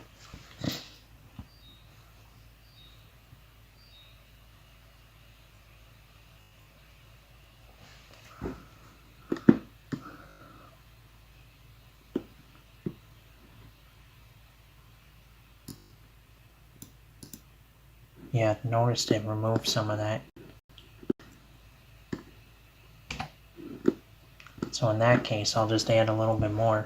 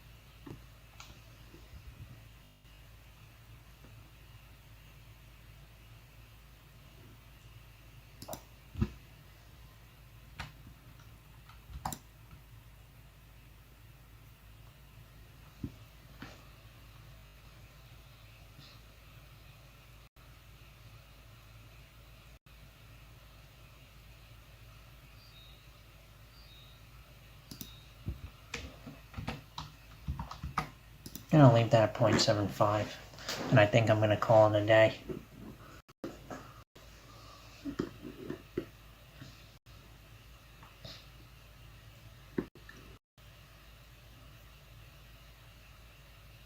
yeah, so I'm happy with that. That's gonna be it for tonight.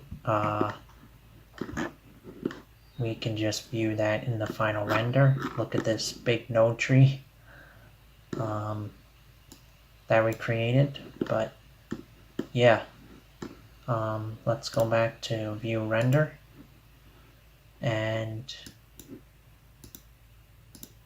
yeah, this is the result so far. Still a lot more work to do, but yeah, if you have questions, need anything to be explained, need me to go slower or faster, just request that and I'll explain anything you need. I'm hoping to get a lot more videos out on this, so I'm gonna try to get this finished within the next week, maybe a week or two. Gonna add a spaceship here that I'm gonna create, and yeah, this will look like a pretty cool sci-fi scene, so I hope you guys enjoyed watching. Tune in for the next